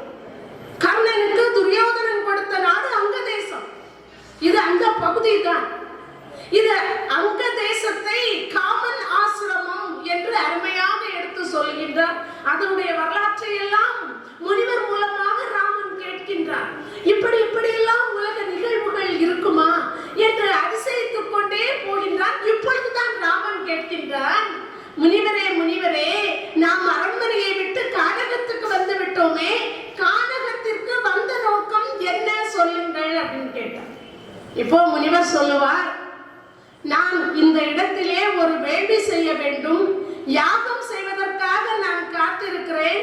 இந்த யாகம் செய்வதற்கு இடையூறு செய்பவர்களாக அரக்கர்கள் இருக்கிறார். அதிலே ஒரு அரக்கி இருக்கின்றாள், தாடகை என்ற பெயருடையவள். அந்த அரக்கியை யாராலும் அழிக்க முடியாது. 100 யானைகளின் பலமுடையவள். ஒரு யானை பலம்ங்கிறதே தாக்கு பிடிக்காது. 100 யானைகளின் பலமுடையவளாக ஒரு அரக்கி இருக்கிறாள் என்றால் நினைச்சு பார்க்கண்டாம் இல்லையா? அந்த அரக்கியை அழிக்க வேண்டும், அந்த ஆற்றல் உனக்கு தான் உண்டு. அதனால் அரக்கியை அழிப்பதற்கு உன்னை நான் இங்கு அழைத்து வந்தேன். உடனே ராமன் சொன்னான், தன்னுடைய தோளை தொட்டு பார்த்தான். தோளுக்கு நிகராக ஏற்கனவே அரண்மனையில் இருந்து 2 அம்பரா தூணிகளை எடுத்து வந்திருந்தான். அந்த அம்பரா தூணியிலே அம்புகள் எல்லாம் இருக்கின்றன. அவற்றையெல்லாம் பார்த்து கொண்டு சொல்கின்றான், எங்கே அவள்? தாடகை எங்கே இருக்கிறாள்? தாடகையை காட்டுங்கள் என்று சொன்னான். அதோ பார், அவள் எங்கே இருப்பாள் என்பதல்ல, அதோ பார், அங்கே அவளே வந்து விட்டாள் என்று சொன்னார் முனிவர். முனிவருக்கு எதிர்பார்ப்பு இந்த நேரத்தில் ஒரு பெரிய எதிர்பார்ப்பு. அங்கே வருகிறாள் அரக்கி, உடனே ராமன் என்ன செய்து விடுவான்? அம்பை போட்டு கொன்று விடுவான் என்பது அவளுடைய எதிர்பார்ப்பு. அரக்கி அப்படியே வருகின்றாள். அவளுடைய தோள்கள் எல்லாம் மந்திர மலை போல் அப்படியே இருக்கிறதாம். முனிவர் பார்க்கிறார், ஆச்சரியமா இருக்கிறார். அந்த ராமன் எப்படி அம்பினை இழுத்து விடுவான்னு பார்க்கறது தயாரா இருக்கிறார். எங்கே வில்லை வலை, நாளை தொடர்னார். ஆனா ராமன் அப்படியே நின்னுட்டான். முனிவருக்கு ரொம்ப வருத்தமா போச்சு. ராமா, என்ன இது? இப்பொழுதுதான் ராமன் சொல்வான், சத்தியசீலரே, நீங்கள் சொன்ன அரக்கியை அழிப்பது என்பது அவ்வளவு கடினமான செயல் அல்ல. எளிதாக அழித்து விடலாம். ஆனால் அவள் பெண் அல்லவான்னு சொன்ன. ஒரு பெண்ணை அழிப்பது என்பது ஒரு வீரனுக்கு தகுமா? ஒரு வீரன் செய்யக்கூடிய செயலா? ஒரு வீரன் போர்க்களத்தில் நின்று போர் செய்ய வேண்டும் என்றால் தகுதி வாய்ந்தவர்கள் போர் செய்ய வேண்டும். எதிரிலே நிற்பவர்கள் ஆண்களாக இருக்க வேண்டும். போர்க்களத்தில் கூட பெண்கள் போவதற்கு பழைய காலத்து நூல்கள் அனுமதி சொல்லவில்லை. பெண்கள், முதியவர்கள், ஊனமடைந்தவர்கள், இவர்களை எல்லாம் அகற்றிவிட்டு தான் போர் செய்ததாக போர்க்கால செய்திகள் கூறுகின்றன. இப்பொழுது தாடகை பெண் என்பதால் அந்த பெருந்தகை விடுத்தனர். அருமையாக கம்பர் ஒரு வார்த்தையை சொல்லுவார். ராமன் பெருந்தகை என்று சொன்னான். ஏன் அவன் பெருந்தகை தெரியுமா? எதிரிலே நிற்பவரை வீழ்த்த முடியும் என்று அறிந்த பிறகும் கூட இலக்கணத்துக்கு கட்டுப்பட்டு, மரபுக்கு கட்டுப்பட்டு அவளை நான் அழிக்க மாட்டேன், அவள் பெண் என்று சொன்னான். பார்த்தீர்களா? அதுதான் பெருந்தகை. இப்பொழுதுதான் அந்த சத்தியசீல விஸ்வாமித்திர முனிவர் சொல்வார், ராமா, உனக்கு இந்த தயக்கம் வேண்டாம். எங்கே அவளை பார். அவளை பார்த்தால் பெண் போலவா உனக்கு தெரிகிறது? அவள் ஆண்களையும் நிகர்த்தவள். அவளுடைய தோள்களை பார். தோள்கள் 2 மந்திரமலையை போலவே இருக்கிறது. நீ இன்னும் கொஞ்ச நேரம் நின்று வச்சுக்கோயேன், அவளே நம்ம மேல ஆயுதங்களை பிரயோகிப்பான்னு சொன்ன. அதற்கு உள்ளாகவே அவள் என்ன செஞ்சிட்டா? மலைகள், பெரிய பாறைகளை எல்லாம் தூக்கி பந்து வீசுற போல வீச ஆரம்பிச்சுட்டா. இப்பொழுதுதான் ராமனுக்கு புரிந்தது, ஆகா, முனிவர் சொன்னது சரிதான் என்று சொல்லிக் கொண்டு அப்படியே வில்லை வளைத்தான், நாணை தொடுத்தான். கருமேகமானது இடியுடன் மின்னலுடன் தரையிலே விழுந்தது போல அரக்கி விழுந்துட்டான். அரக்கியின் அழிவு அங்கே நிதர்சனப்படுத்தப்பட்டது. அரக்கி அழித்து விட்டாள். பார்க்கின்றான் விஸ்வாமித்திர முனிவர், ராமா, இதற்காகத்தானப்பா நான் உன்னை அழைத்து வந்தேன் என்று சொல்லிக்கொண்டு தன்னுடைய கரங்களிலே இருந்த படைக்கருவிகளை எல்லாம் அவனுக்கு கொடுத்தார். ஒருவர் ஒரு செயல் சாதனை புரிந்து விட்டார் என்றால் அவரை நாடி வந்தவர்கள் அவரிடத்திலே சரணாகதி அடைவார்கள். ஆனால் இங்கே விஸ்வாமித்திர முனிவர் தன்னுடைய படைக்கலங்கள், கருவிகள் எல்லாவற்றையும் ராமனுக்கு இது வைத்துக்கொள் என்று சரணாகதியாக கொடுத்து விட்டார். மிகவும் மகிழ்ச்சி.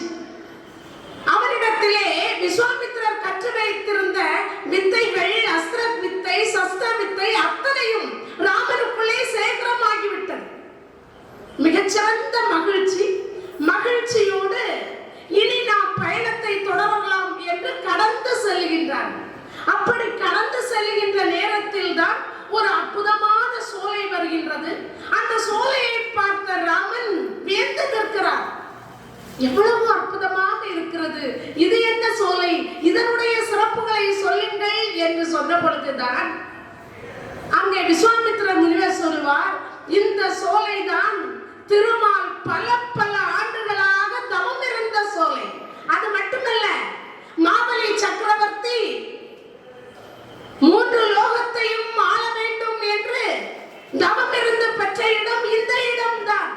இந்த இடத்திலே தான் நான் இப்பொழுது வேள்வி செய்ய போகின்றேன், எனக்கு துணை செய்ய வேண்டும் என்று சொல்லுகின்றார். உடனே சரி என்று சொல்லி வேள்வி ஆரம்பமாகின்றது. அதை சித்தாசிரமம் என்று நம்முடைய கம்பராமாயணம் சொல்லு. அந்த சித்தாசிரமத்திலே வேள்வி ஆரம்பமாகிறது. வேள்வி மிகச்சிறப்பாக நடைபெறுகின்றது. அறைக்கு தாடகை இருந்தாள். ஏற்கனவே அவளுடைய கணவன் சுந்தன் இறந்து விட்டார்.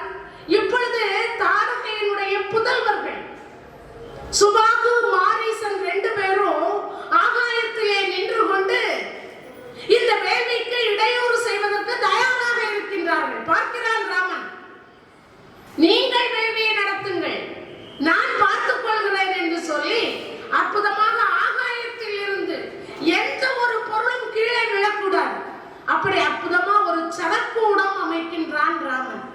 இப்பொழுது மிகவும் சிறப்பாக வேள்வியை நடத்தி கொண்டே இருக்கிறார். ராமன் அம்பு எய்தான், அந்த சுபாகுவை வீழ்த்தினான். அடுத்த அம்பு எய்தான், மாரீசன் கடலுக்குள்ளே வீழ்ந்தான். உருண்டான் இலங்கை நோக்கி ஓடிட்டான். இப்படி அவர்கள் 2 பேரையும் தாண்டி மிகவும் அற்புதமாக ஒரு யாகத்தை நடத்தி முடித்து விட்டார் விஸ்வாமித்திர முனிவர். இதுதான் முதல் பகுதி. என்ன, சீதா கல்யாணம் என்று வருகின்ற பொழுது நாம் எப்படி பார்த்தாலும் ஆரம்பத்தில் இருந்து செல்ல வேண்டும் இல்லையா? இனிமேதான் நாம திருமண நிகழ்வுக்கு உள்ளே செல்வதற்கு போகின்றோம். இப்போ ராமன் விஸ்வாமித்திர முனிவரிடத்திலே கேட்கின்றார், இனி தாங்கள் நான் என்ன செய்ய வேண்டும் என்பதை நீங்கள் சொல்லுங்கள் என்று சொன்னபோது விஸ்வாமித்திரர் மனதிற்குள்ளே சிரித்துக் கொள்கிறார். ராமா, இன்னும்தான் நீ செய்ய வேண்டிய விஷயமே இருக்குதுப்பா, வா நாம போகலாம் என்று சொல்லி அப்படியே கூட்டிக் கொண்டு போகின்றார். அருமையாக சோடைமா ஆற்றங்கரை வருகின்றது. இப்போ எங்கே போக போகின்றார்? நாம ஒரு யாகத்தை நடத்தி முடிச்சிட்டோம், வேள்வி முடிஞ்சு போச்சுது. இப்பொழுது மிதிலையிலே ஜனக மகாராஜா ஒரு யாகம் செய்கிறாராம். அந்த யாகம் எப்படி இருக்குதுன்னு பார்க்கலாம், நாம போவோம்னு சொல்லி இந்த சோடைமா ஆற்றங்கரை பக்கத்திலே வருகின்றார்கள். வருகின்ற போது ராமனும் லட்சுமணனும் அதோடு சேர்ந்து வந்து கொண்டே இருக்கின்றான். அந்த இடத்தில் நம்முடைய கம்பராமாயணத்தை படித்தால் அதில் நிறைய கிளைக்கதைகள் வருகின்றன. அந்த பகுதியில் தான் பார்க்கடல் கடையப்பட்ட செய்திகள் வருகின்றன. பார்க்கடல் கடைந்ததாகவும் அதிலே இருந்து மிகப்பெரிய செல்வங்களை எல்லாம் பெற்றதாகவும் நாம் அறிகின்றோமே. அந்த அற்புதமான இடமெல்லாம் கடந்து செல்கின்றார்கள். செல்லுகின்ற போது ஒரு பெரிய கருங்கல் பாறை, சாயங்கால நேரம் கருங்கல் பாறை இருக்கின்றது. அப்படியே போகின்ற போது ராமனுடைய காலில் உடைய துகள் தான் பட்டது. அப்படியே ஒரு பெண் எழுந்து நின்றார். அந்த பெண் தான் அகலிகை. பார்த்தான் ராமன், இவனால் ஒன்றுமே சொல்ல முடியவில்லை. ஏனென்றால் ராமன் இதையெல்லாம் எதிர்பார்க்கவில்லை. கம்பன் சொல்லுவார், இவ்வண்ணம் நிகழ்ந்த வண்ணம் இனி இந்த உலகுக்கெல்லாம் உய்வண்ணம் அன்றி மற்றோர் துயர் வண்ணம் உருவதுண்டோ, மை வண்ணத்து அறைக்கு போரில் மலை வண்ணத்து அண்ணலே உந்தன் கைவண்ணம் அங்கு கண்டேன், கால் வண்ணம் இங்கு கண்டேன். அந்த ராமனை மேன்மைப்படுத்திய ஒரு மிகச்சிறந்த தலைவன் யார் என்று சொன்னால் விஸ்வாமித்திரன் தான். பெற்றோர் அவனை உயர்ந்து ஏற்கவில்லை. ஆனால் விஸ்வாமித்திரர் ராமனை பெருமை பெறச் செய்தார். எவ்வளவு அருமையா சொல்றார் பாருங்க, இவ்வண்ணம் நிகழ்ந்த வண்ணம் இனி இந்த உலகுக்கெல்லாம் உய்வண்ணம் அன்றி மற்றோர் துயர் வண்ணம் உருவதுண்டோ. என்ன அற்புதமான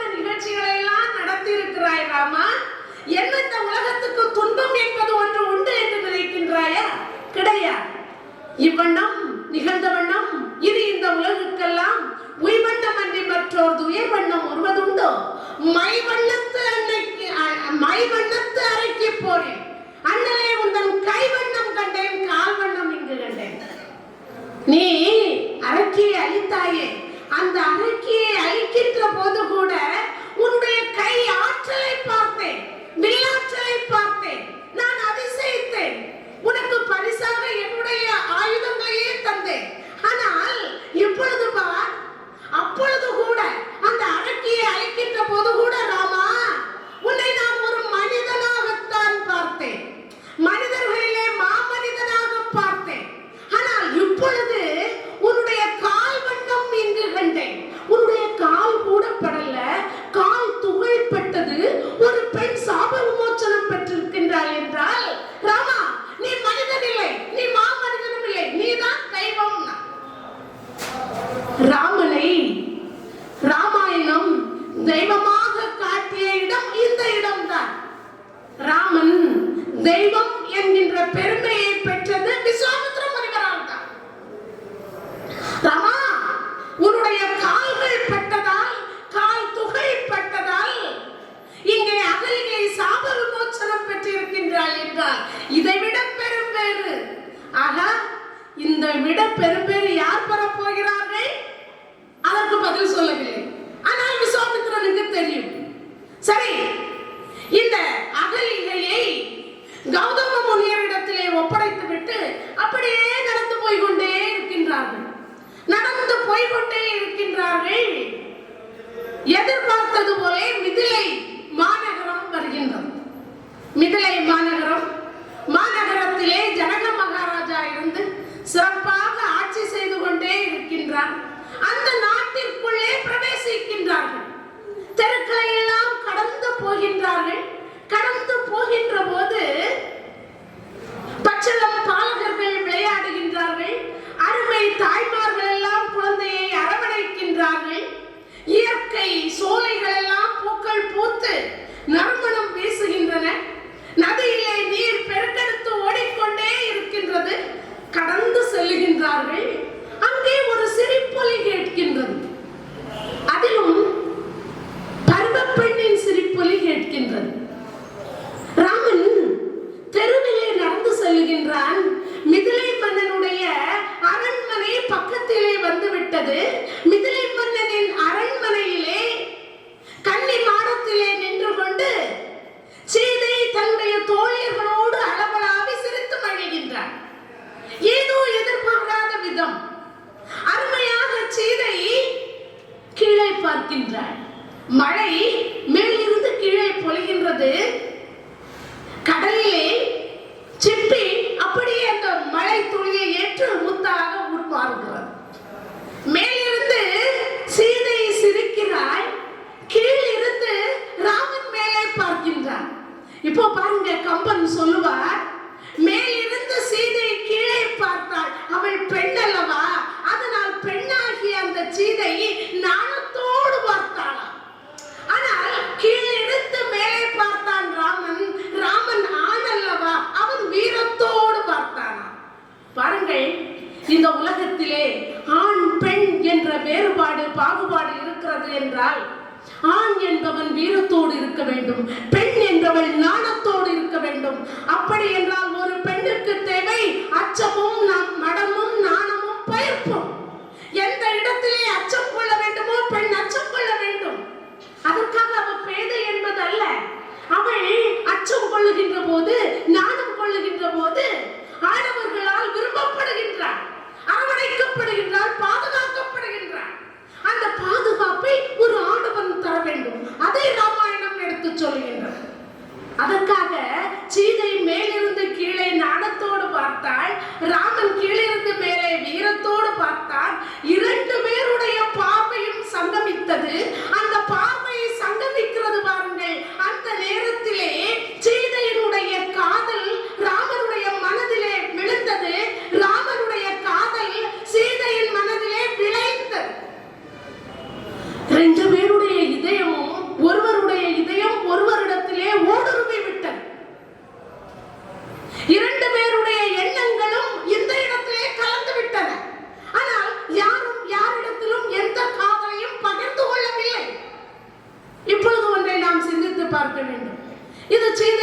செயல் சரியா?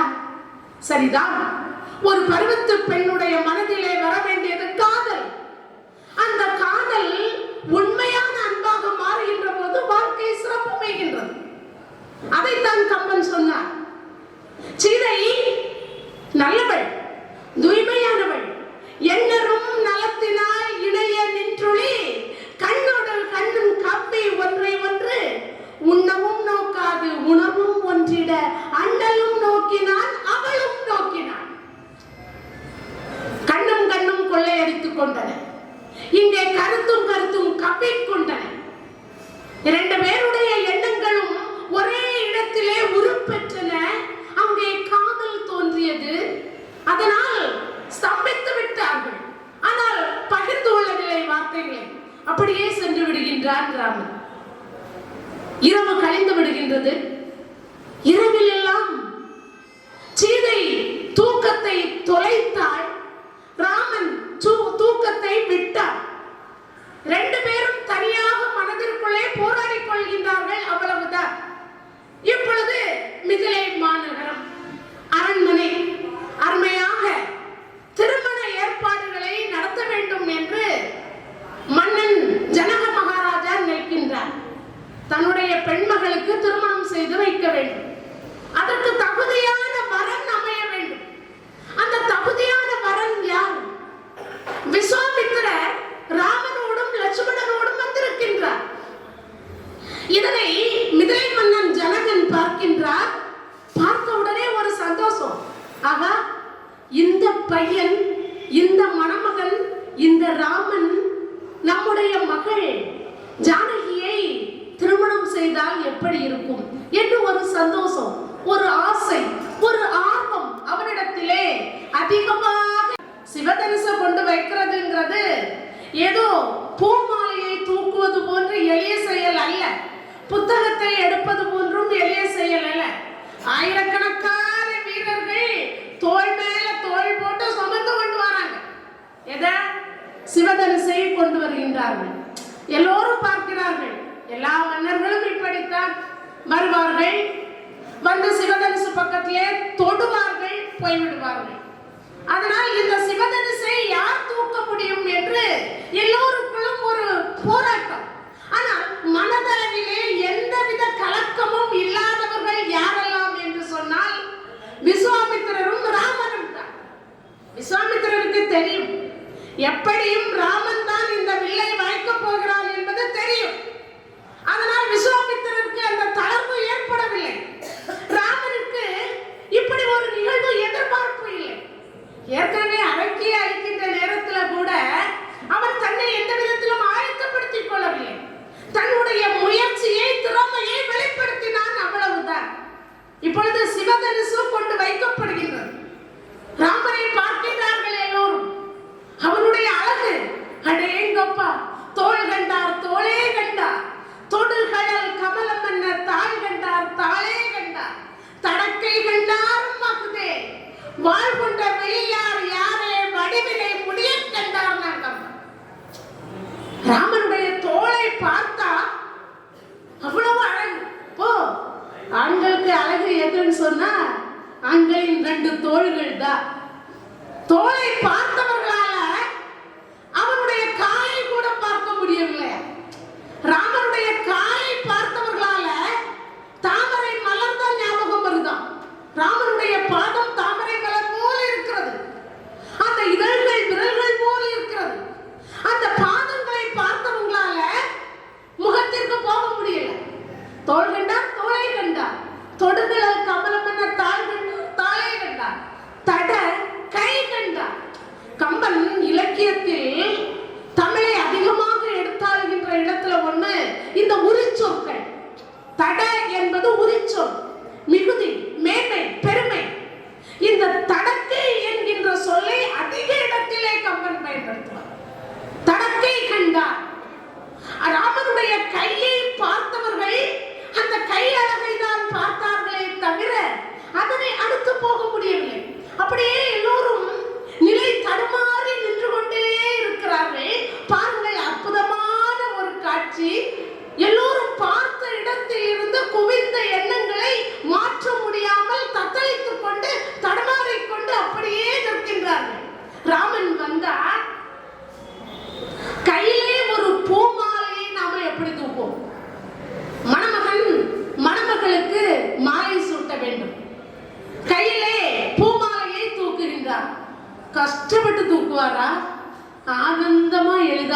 தூக்குவாரா? எவ்வளவு ஆனந்தம், எவ்வளவு எதிர்பார்ப்பு, எவ்வளவு எளிமையாக தூக்குவார் இல்லையா? அதே போன்று ராமன் அப்படியே தூக்கினார். எடுத்தது கண்டார், இற்றது கேட்டார், அவ்வளவுதான். அவர் தூக்கியதைத்தான் பார்த்தார்கள். அடுத்ததாக ராமன் என்ன செய்தார் என்பதையே பார்க்க முடியல. கண்கள் அப்படியே நிலை. இந்த சிவதனுசுவை இதுவரை யாரும் அசைக்க கூட இல்லையே, ஆனா ராமன் தூக்கிட்டாரா? தூக்கிட்டாரான்னு நினைக்கிறதுக்கு முன்னாலேயே ராமன் அந்த அற்புதமான சிவதனுசை வளைத்தான், நானே ஏற்றேன். முடிஞ்சு. எடுத்தது கண்டார், இற்றது கேட்டார், அவ்வளவுதான். செய்தி பறந்தது. ராமன் வில்லை ஒடித்தான். மிதிலை மன்னன் ஜனக மகாராஜா அருந்தவ பேரு சீதையின் பொருட்டு வைக்கப்பட்டிருந்த அந்த அற்புதமான சிவதனுசு ஒடிக்கப்பட்டது. செய்தி போகிறது. யாருக்கு போய் சேருது தெரியுமா? சீதை எதிர்பார்ப்போட காத்துட்டு இருக்கா. எங்கே எங்கே நாம நேற்று ஒருவரை பார்த்தோமே, அந்த அற்புதமான தோற்றம், அவருடைய கண்கள், அவருடைய முகம், அவருடைய தோள்கள், அவருடைய நடை என்று நினைக்கின்றாள். தோழி நீலமாலை ஓடி போகின்றாள். சீதை சீதை கேட்டாயா செய்தி? அந்த சிவதனுசுவை வில்லை வளைத்து நாணை ஏற்றினார் ராமன், தசரத சக்கரவர்த்தியின் மைந்தன்.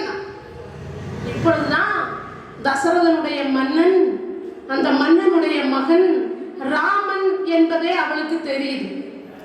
இந்த நேரத்தில் கூட சீதை நினைக்கின்றாள், நாம் நேற்று பார்த்தவர் தான் வில்லை வளைத்திருக்க வேண்டும். ஆனால் அவர்தான் தசரதனுடைய மகனா? அவர்தான் அந்த ராமனா என்று கேள்வி மேல் கேள்வி அவளுக்குள்ளே கேட்கப்பட்டு கொண்டே இருக்கிறது. இப்பொழுதுதான் நீலமாலை சொல்வாள், நேற்றைய தினம் சாலையிலே நாம் பார்த்தோமே, அதே ஆண்டவன் தசரத சக்கரவர்த்தியினுடைய மகன் ராமன் வில்லை ஒடித்தார், உன்னை திருமணம் செய்ய தயாராக இருக்கிறார். ரொம்ப சந்தோஷம். இதுக்கு மேல வேற என்ன வேணும்? வாழ்க்கையின் லட்சியமே நிறைவேறுகின்ற இடம் இங்கே சூழ்நிலைகளால் அமைக்கப்படுகின்றது. ஒரு அற்புதமான மேடை, மணமேடை தயாராகி கொண்டிருக்கிறது. ஜனகன் பார்த்தார், ரொம்ப சந்தோஷம். சீதைக்கு ஏற்ற மணாளனாக ராமனை பார்த்தார். ஆனாலும் கூட கொஞ்சம் மனசுல கஷ்டம். என்ன கஷ்டம் தெரியுமா? ராமன் தசரத சக்கரவர்த்தியின் மகன் சொல்றாங்க. தசரதனை ஏற்கனவே நாம் அறிந்திருக்கின்றோம். 3 மனைவியர் உண்டு. இன்னும் பல பல செய்திகள் கேட்டிருக்கின்றோமே. தசரதனுடைய மகனுக்கு ராமன் மகன், அவருக்கு நம்முடைய மகள் திருமணம் செய்து கொடுக்க வேண்டும். ஆனால் கொடுக்கலாமா? இப்பொழுதுதான் விஸ்வாமித்திரர் வந்து சொல்லுவார், ஜனக மகாராஜாவே, நம்முடைய மன்னன் இளவரசன் ராமன் தசரதனுடைய மகன் என்று கூட நீங்கள் நினைக்க வேண்டாம். அவர் யார் தெரியுமா? குலகுருவாகிய வசிஷ்டரிடத்திலே வித்தைகளை கற்றவர். அதனால் நீங்கள் தாராளமாக உங்களுடைய மகளை திருமணம் செய்து கொடுக்க வேண்டும் என்ற அற்புதமான செய்தி அங்கே சொல்லப்படுகின்றது. மிக்க மகிழ்ச்சி. மணமகன் வீட்டாருக்கும் மணமகள் வீட்டாருக்கும் மகிழ்ச்சி. இந்த பெண்ணை திருமணம் செய்து கொடுக்க வேண்டும், இந்த பெண்ணை மணமகளாக எடுக்க வேண்டும். உடனே அயோத்தியிலே தசரத மகாராஜாவுக்கு செய்தி அனுப்பப்படுகின்றது. தசரத மகாராஜா மிக மிக மகிழ்ச்சி அடைந்தார். தசரதன் தன்னுடைய அவைக்களத்திலே ராமனை தன்னுடைய மகனாகத்தான் பார்த்திருந்தார். ஆனால் அதே மகன் ராமனை ஒரு வீரனாக்கியது விஸ்வாமித்திர முனிவர். அதே மகன் ராமனை இப்பொழுது மணமகனாக்கி தந்திருப்பது விஸ்வாமித்திர முனிவர். எவ்வளவு பெரிய தவம் நான் செய்தேன் என்று சொல்லி ரொம்ப சந்தோஷப்படுகின்றார் தசரதன். தன்னுடைய மனைவியர்கள், தன்னுடைய இளவல் குமாரர்களாகிய பரதன், சத்ருகன், இன்னும் பெரிய பெரிய அமைச்சர்கள் எல்லோரையும் அழைத்துக் கொண்டு பயணம் சென்று கொண்டிருக்கின்றார்கள். கங்கை நதியின் பக்கத்திலே செல்லுகின்றார்கள். கங்கை நதியின் பக்கத்திலே சென்றவுடன் ஜனக மகாராஜா ஓடி வருகின்றார். ஓடி வந்து இளம் பெண்களோடு இளமையான மலர்களோடு இளமையான தானியங்களோடு வந்து வரவேற்கிறார்கள். வரவேற்றுக் கொண்டு மிதிலை மன்னனுடைய அரசவையிலே வந்து எல்லோரும் அவரவர்களுக்குரிய ஆசனத்திலே அமர்ந்து கொள்கின்றார்கள்.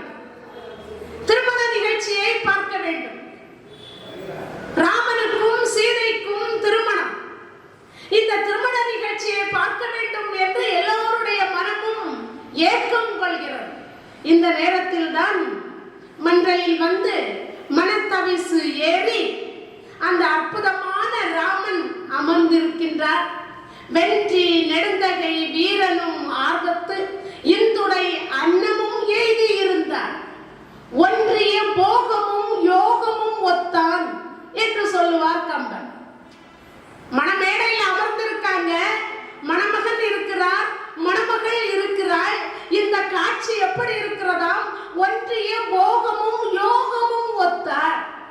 மணமேடையில மணமகன் மணமகள் இருக்கிறாள் என்று சொன்னால் மணமகன் எதை அடைய வேண்டுமாம் தெரியுமா? மகிழ்ச்சியை அடைய வேண்டும். மணமகன் மகிழ்ச்சி அடையக்கூடிய அளவிற்கு மணமகள் அமைய வேண்டும். மணமகள் எதை அடைய வேண்டும் தெரியுமா? அவள் யோகத்தை அடைய வேண்டும். இந்த மணமகனை திருமணம் செய்வதற்கு நான் என்ன தவம் செய்தேனோ என்று மணமகள் நிம்மதி அடைய வேண்டும். அதைத்தான் கம்பன் சொன்னார். போகமும் யோகமும் ஒத்தார் என்று சொன்னார். ராமனுக்கு போகம் மகிழ்ச்சி, சீதைக்கு யோகம் அதிர்ஷ்டம் வாய்த்தது என்று அற்புதமாக வர்ணித்து செல்லுவார் கம்பன். மணமேடையிலே இருக்கின்றார்கள். திருமண நேரம் வருகின்றது. இந்த அற்புதமான நேரத்தில் தான் நம்முடைய அன்னை சீதையின் தந்தை மிதிலை மகாராஜா ஜனகன் வருகின்றார்.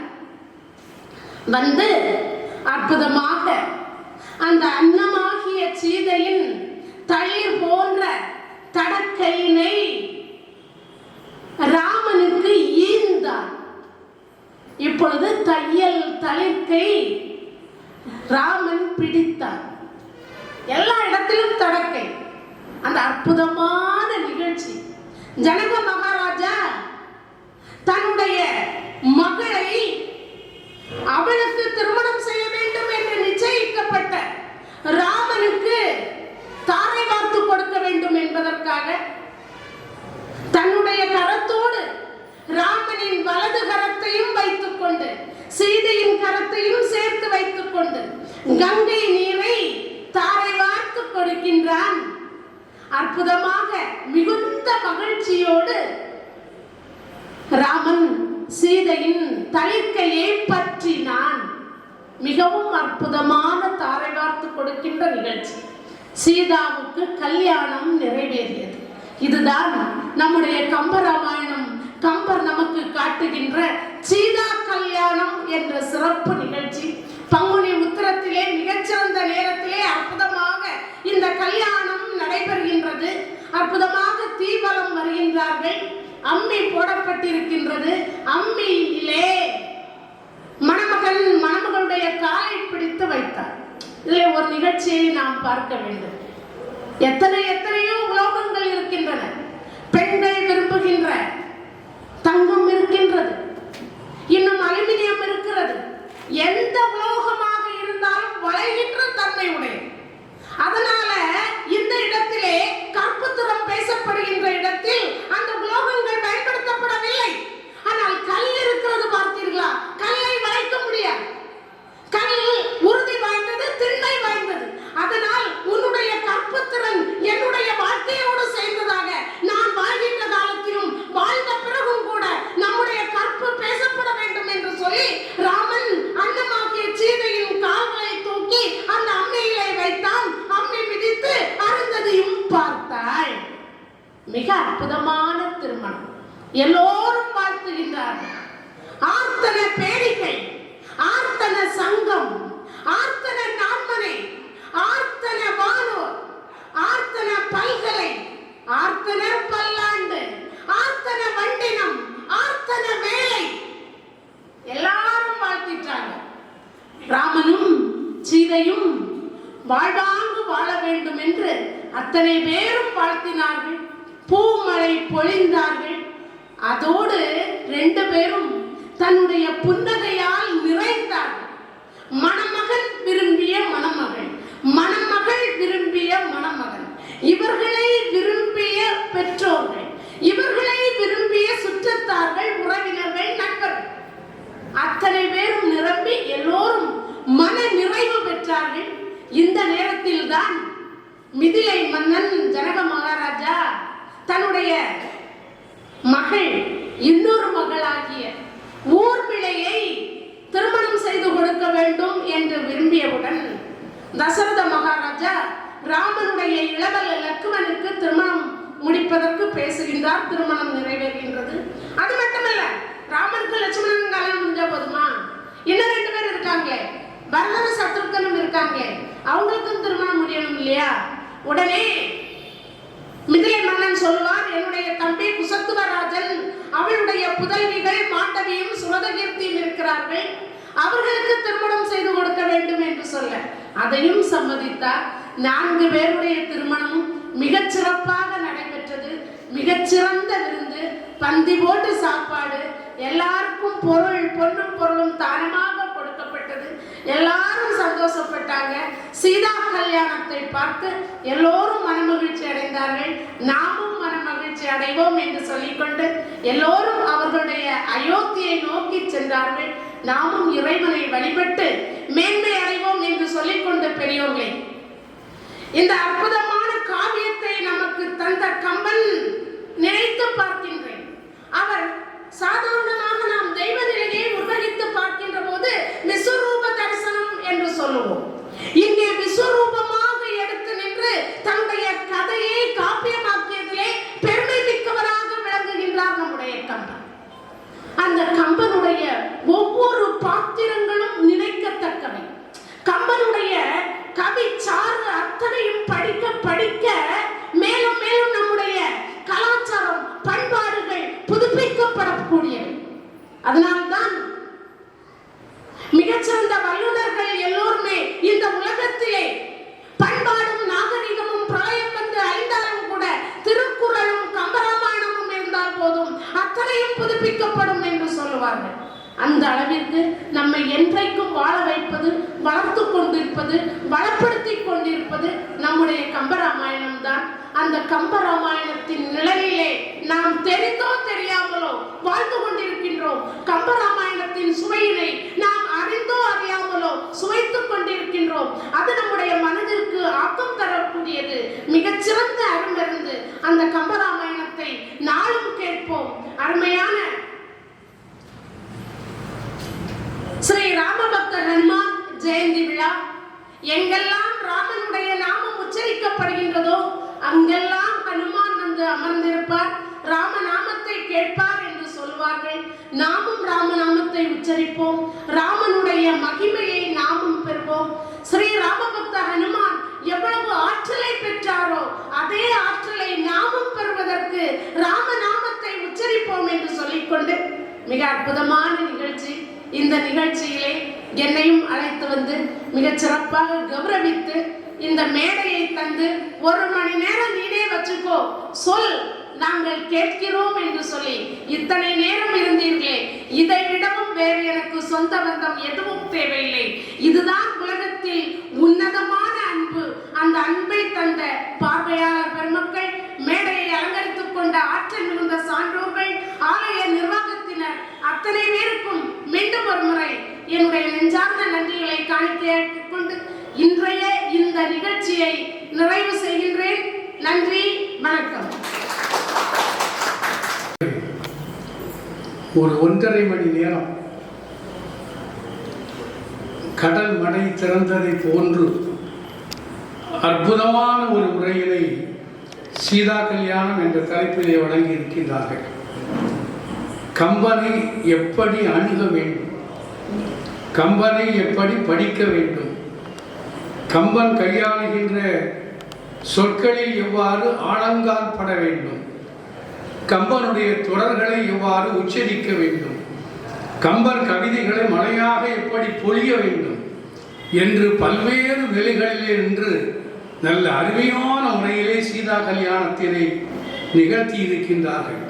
முடிஞ்சு கடைசியில் சீதா கல்யாணம் முடிந்து எல்லாத்துக்கும் வடை பாயசத்தோட சாப்பாடு காரியங்கள் எல்லாம் அவர்கள் உண்டார்கள் என்று சொல்லும்போது நம்முடைய நாக்கில் கொஞ்சம் தண்ணி ஊறத்தான் செய்யும். ஆனால் அந்த 1.5 மணி நேரமும் இவர்கள் பால் பாயாசத்தினை தருவதை போன்ற ஒரு உரையினை ஆற்றியிருக்கின்றார். அற்புதமான உரை. ரொம்ப நாள் ஆட்சி இந்த மாதிரி ஒரு பேச்சு கேட்டு. திருமதி ரேணுகா ராமச்சந்திரன் அவர்களை நான் வெகுவாக பாராட்டுகிறேன். ராமச்சந்திரனை பாராட்டுறேன். இப்படியெல்லாம் பேசுறதுக்கு அவர் அனுமதிக்காரல. வீட்டில் பயிற்சி எடுக்கிறதுக்கும் ட்ரையல் எடுக்கிறதுக்கும் அவர் சம்மதிக்காரல. அதுக்கு அவரையும் நான் மனமாற பாராட்ட வேண்டும். ஏட்டரசன், கம்பன் எழுத்தரசன், காவியத்து பாட்டரசன், நாட்டரசன் கோட்டையிலே நன்கு தூங்குகிறான், நம்மை தூங்காமல் செய்துவிட்டு. ராமாயணம் படித்தா நமக்கு உறங்க வராது. அவன் உறங்கிட்டு இருக்கான் நாட்டரசன் கோட்டையில். ஆனால் அப்படிப்பட்ட ராமாயணத்தில் 1-2 காண்டங்கள், சும்மா ஒன்றும் இல்லை, கதை ஆரம்பத்திலிருந்து முடியது வரையிலும் தேன்மழை பொழிந்தது மாறி அவர்களுக்கே உரித்தான நல்ல நடையில் சொல்லாற்றலோடு பொருள்செறிவோடு அற்புதமாக அவர்கள் பேசியிருக்கின்றார்கள். அன்பானவர்களே, கம்பராமாயணம் 2 பாகங்களை உடையது. 6 காண்டத்தை விட்டுருவோம். பாலகாண்டம், அயோத்திய காண்டம், ஆரணி காண்டம் இல்லை, 2 பாகம். ராமன் சீதை பிறந்து சீதா கல்யாணம் நிகழ்கின்றது வரையிலும் ஒரு பாகம். அதன் பிறகுதான் சீதா கல்யாணம் நிறைவேறிய பிறகு ராமன் சீதையும் கானகத்திற்கு வந்து ராவணனை வதம் செய்வது வரையிலும் இன்னொரு பாகம். ஆகவே கம்பன் கதைக்கரு 2 என்று அறிஞர்கள் சொல்வார்கள். அதிலே ஒரு பகுதியை முழுவதும் உள்ளத்திலே நச்சென்று ஏறும்படியாக அவர்கள் பதித்திருக்கிறார்கள், அருமையாக திணித்திருக்கிறார்கள்.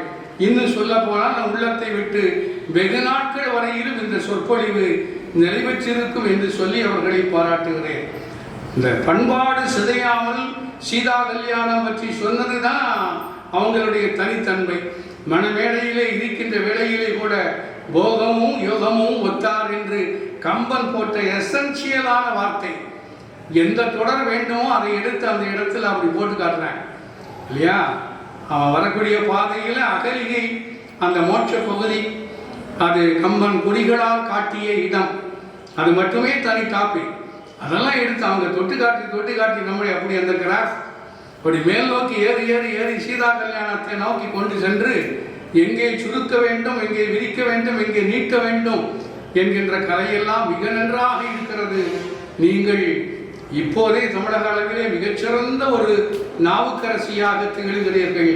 இன்னும் பல்வேறு இடங்களில் நடைபெறுகின்ற அந்த உலகத்தமிழ் மாநாடுகளிலெல்லாம் பங்கு பெற்று இங்கே நற்பேர் பெற வேண்டும், நல்ல புகழ் பெற வேண்டும் என்று ஸ்ரீராம பக்த சங்கத்தினுடைய சார்பிலும் உங்கள் அனைவருடைய சார்பிலும் நாம் அவர்களை மனமாற பாராட்டிக் கொள்கிறேன்.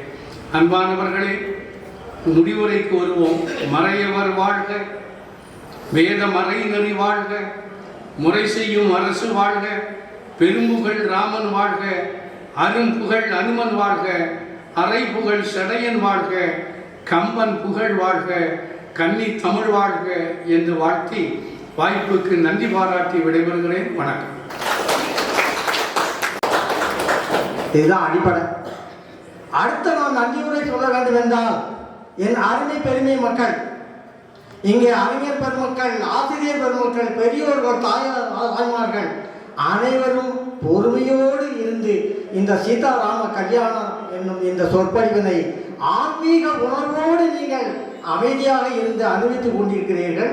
உங்கள் அனைவருக்கும் நமது பக்தர்கள் சங்கத்தின் சார்பில் நன்றியினை தெரிவித்துக் கொள்கிறேன். அடுத்தபடியாக இந்த அருமையான சமய சொற்பொழிவுக்கு தலைமை தாங்கி சிறப்பித்து தந்த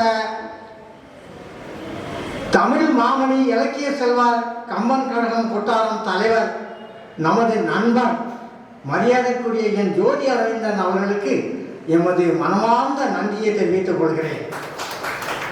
அவருடைய தலைமை உரையிலே குறிப்பிட்டுள்ள 2 குறிப்புகளை நான் எடுத்து வைத்துள்ளேன். ஒன்று, முதுமை நோய்களின் மேய்ச்சல் நிலம். இது ஏன் என்னுடைய மனதில் தொட்டுவிட்டது என்றால், இங்கே அமைதியோடு இருந்திருக்கும் அனைவரும், முக்கால்வாசி அனைவரும் முதுமை என்ற நிலையிலே இருக்கின்றவர்கள். அதனால் முதுமை நோய்களின் மேய்ச்சல் நிலம் என்று உணர்வு தோன்கிறது. அடுத்தது, அவர் பண்பட்ட ஆசிரியர் என்று மட்டுமல்லாமல் அவர்களுக்கு படித்து கூப்பிட்டு வந்த ஆசிரியர்களையும் மற்றவித எல்லா ஆசிரியர்களையும் நல்ல ஆசிரியர்களையும் பெருமையாக பேசி தந்தார். இந்த பெருமையாக பேசுவது என்னுடைய மனதை தொட்டது.